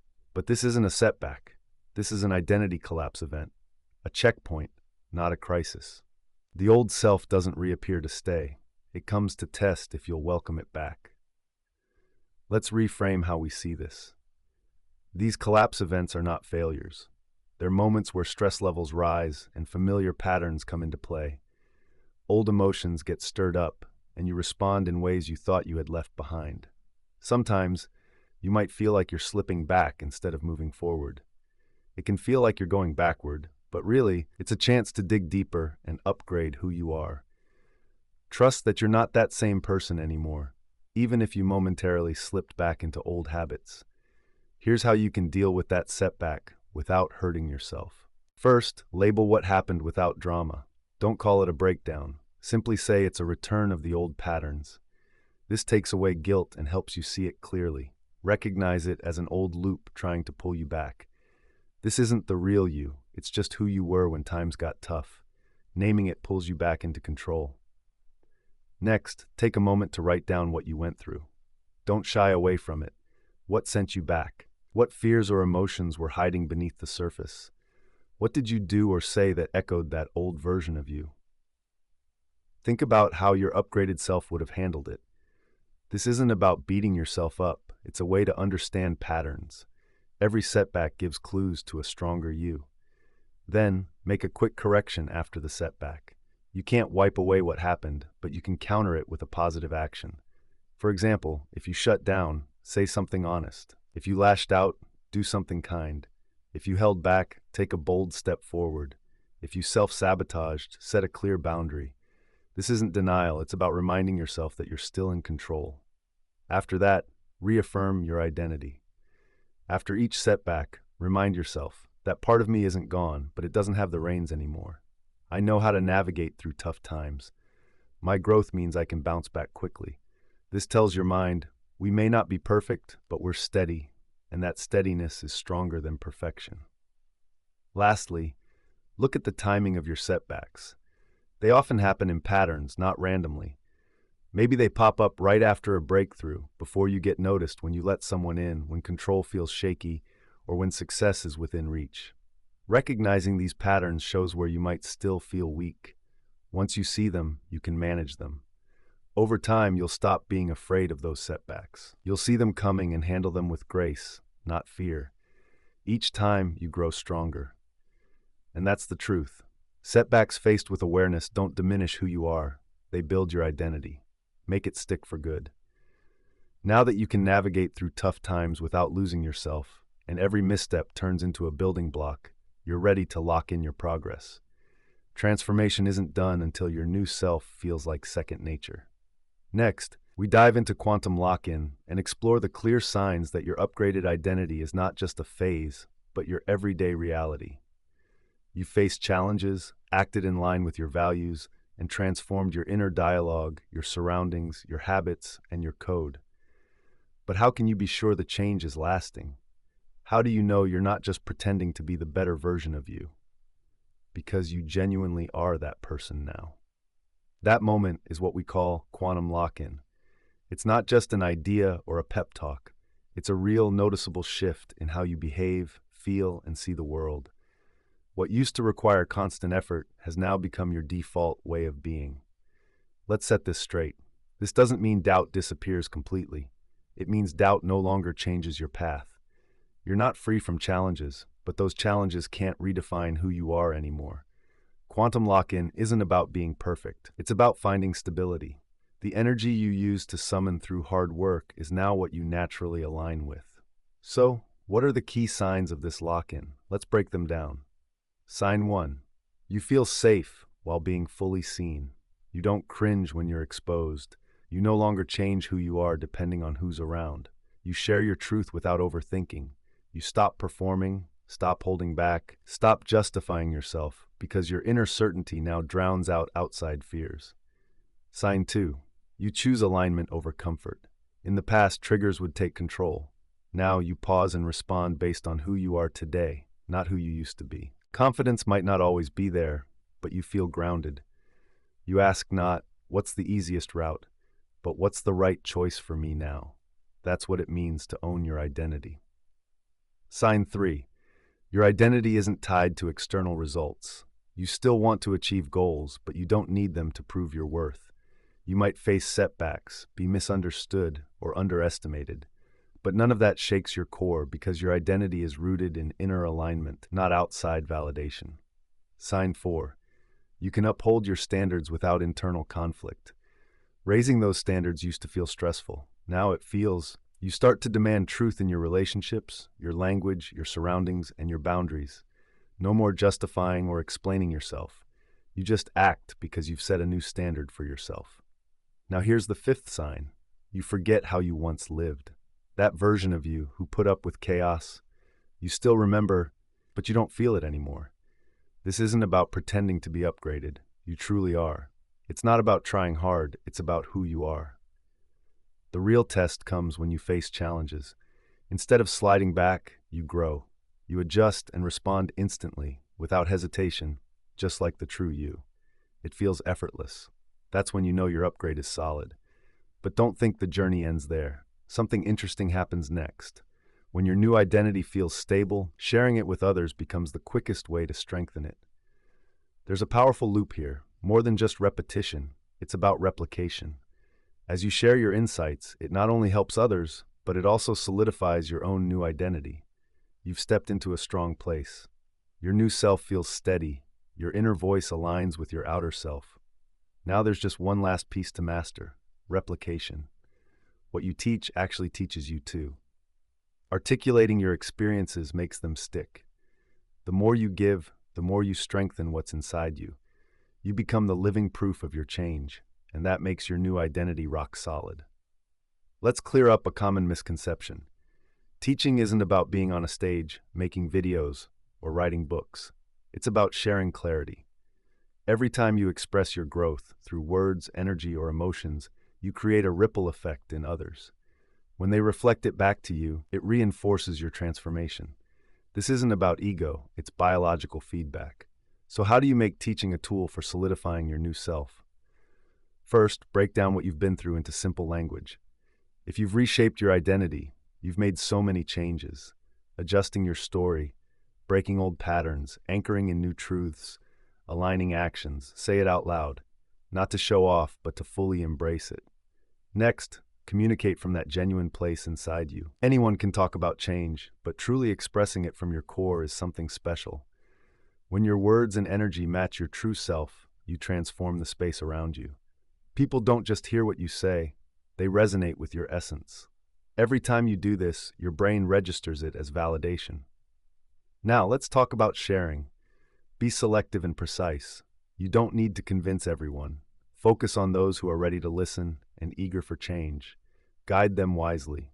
Don't just lecture, reflect their journey back to them. Your story isn't just yours, it's a way to pass on insight. When they grasp it, you both find stability. Next, teach through your actions, not just words. The best lessons come from living by example. Let them see you saying no gracefully, holding on to your identity when times are tough, and choosing a path aligned with your true self. You don't need to explain, your energy speaks volumes. When people see transformation in action, it leaves a lasting mark far quicker than any lesson could. After every coaching moment or conversation, take time to reflect. Ask yourself, did I stay true to my identity? Did I share my truth, or was I seeking approval? What did our interaction reveal about what I still need to work on? This self-reflection acts as a mirror, helping you identify areas for growth in your identity. Eventually, this creates a beautiful loop. You embody your growth, share it clearly, and others mirror it back to you. Your body absorbs this energy, and you learn to express it even better. This is how you master your identity. You shift from just becoming to truly transmitting. Teaching becomes effortless, like breathing, because your new self isn't just benefiting you, it's multiplying through you. Now, everything feels stable. Your new code is deeply embedded, your energy flows easily, and your voice belongs to you. You're no longer just following a process, you are the process. You're not installing a program, you are the very source code. This brings us to the final integration, the last piece of the puzzle. You'll realize that you no longer run the code because you've become the code. You've questioned who you were, and you've dismantled the old script. You've transformed your memories, your language, your behavior, your stance, your environment, and your relationships. You've escaped the endless loop of identity and brought your future right into the present. You've turned into the person you once only dreamed about. But this moment, this is the most important one. This time, it's not just about improving, it's about fully integrating. This is where we stop thinking of it as a process and start recognizing the truth that's been building throughout this journey. You are the code. Let's break that down. At first, you believed your identity was just your personality. Then you realized it was more like a script, a system, a mix of belief, fear, memory, emotion, and behavior. You began to update that system piece by piece. Now there's no divide between you and the code anymore. You've transformed into the author of your story rather than just the reader. You're the one in charge, not just a product of your past. So what does this mean in practical terms? Every thought you have writes new code. Every word you utter programs your reality. Every boundary you set helps ground your frequency. Every pause or decision you make sends signals to your subconscious mind. You've stopped searching for the right identity. Instead, you've realized that who you are comes from how you show up, moment by moment. This realization breaks the cycle of chasing, analyzing, and overcorrecting. You don't need to strive to become anything. You've already arrived. Let's clarify this final piece, because integration is about the subtleties. What does it feel like to know that you are the code? First, you don't perform confidence anymore. You move from a place of certainty. No more hype-ups or feigned readiness. You don't even have to practice who you are. Certainty becomes a part of you. It's biological now. You act, you decide, you embody your truth, and others can feel it. Secondly, you no longer need to fix your mindset. Instead of asking how to get your thoughts right, you focus on your energy. You've shifted past thought as your main control, and now tune into presence, breath, space, and tone. You can change reality by adjusting your internal energy instantly and intuitively. Third, you speak from a place of truth, not from a defensive stance. You don't need to overshare to show you're transparent. You don't armor yourself with intellect or water down your words to dodge reactions. You communicate clearly, and if someone doesn't resonate with your truth, you no longer take it personally. Your approval comes from within, replacing the need for external validation. You start seeing everything as a confirmation instead of confusion. Old patterns might try to creep in, wondering why things are happening now, but you recognize this as an alignment check. Setbacks become a chance for growth. Delays are just a way to recalibrate, and patterns send you signals. Life is no longer something that just happens to you. It's responding to who you are, and you trust that response. You move forward with a sense of neutrality. You're not trying to prove anything. There's no rush, no need to impress anyone. You feel balanced. You take action, trusting the process, and you let go of the need for constant results to show your growth because you know it's already happening. And here's the big takeaway. You don't need a system anymore. You've absorbed everything. You've rewired your self-talk, your emotions, and your habits. You observe without judgment, manage your environment, and tap into your potential. This is not about tactics anymore. It's now part of who you are. So what's next? You live, you move, you lead. You start shaping your reality not from a planned strategy, but from a state of being. You trust your intuition more than a checklist. You remember the most powerful command you have, I am. And when you say it now, there's no doubt, no apology, just pure truth, I am. There's no need for more explanation. As you step into business, family, challenges, or even silence, you carry something new. It's not just intelligence or clarity, it's ownership of yourself. You're not just running the program, you are the program.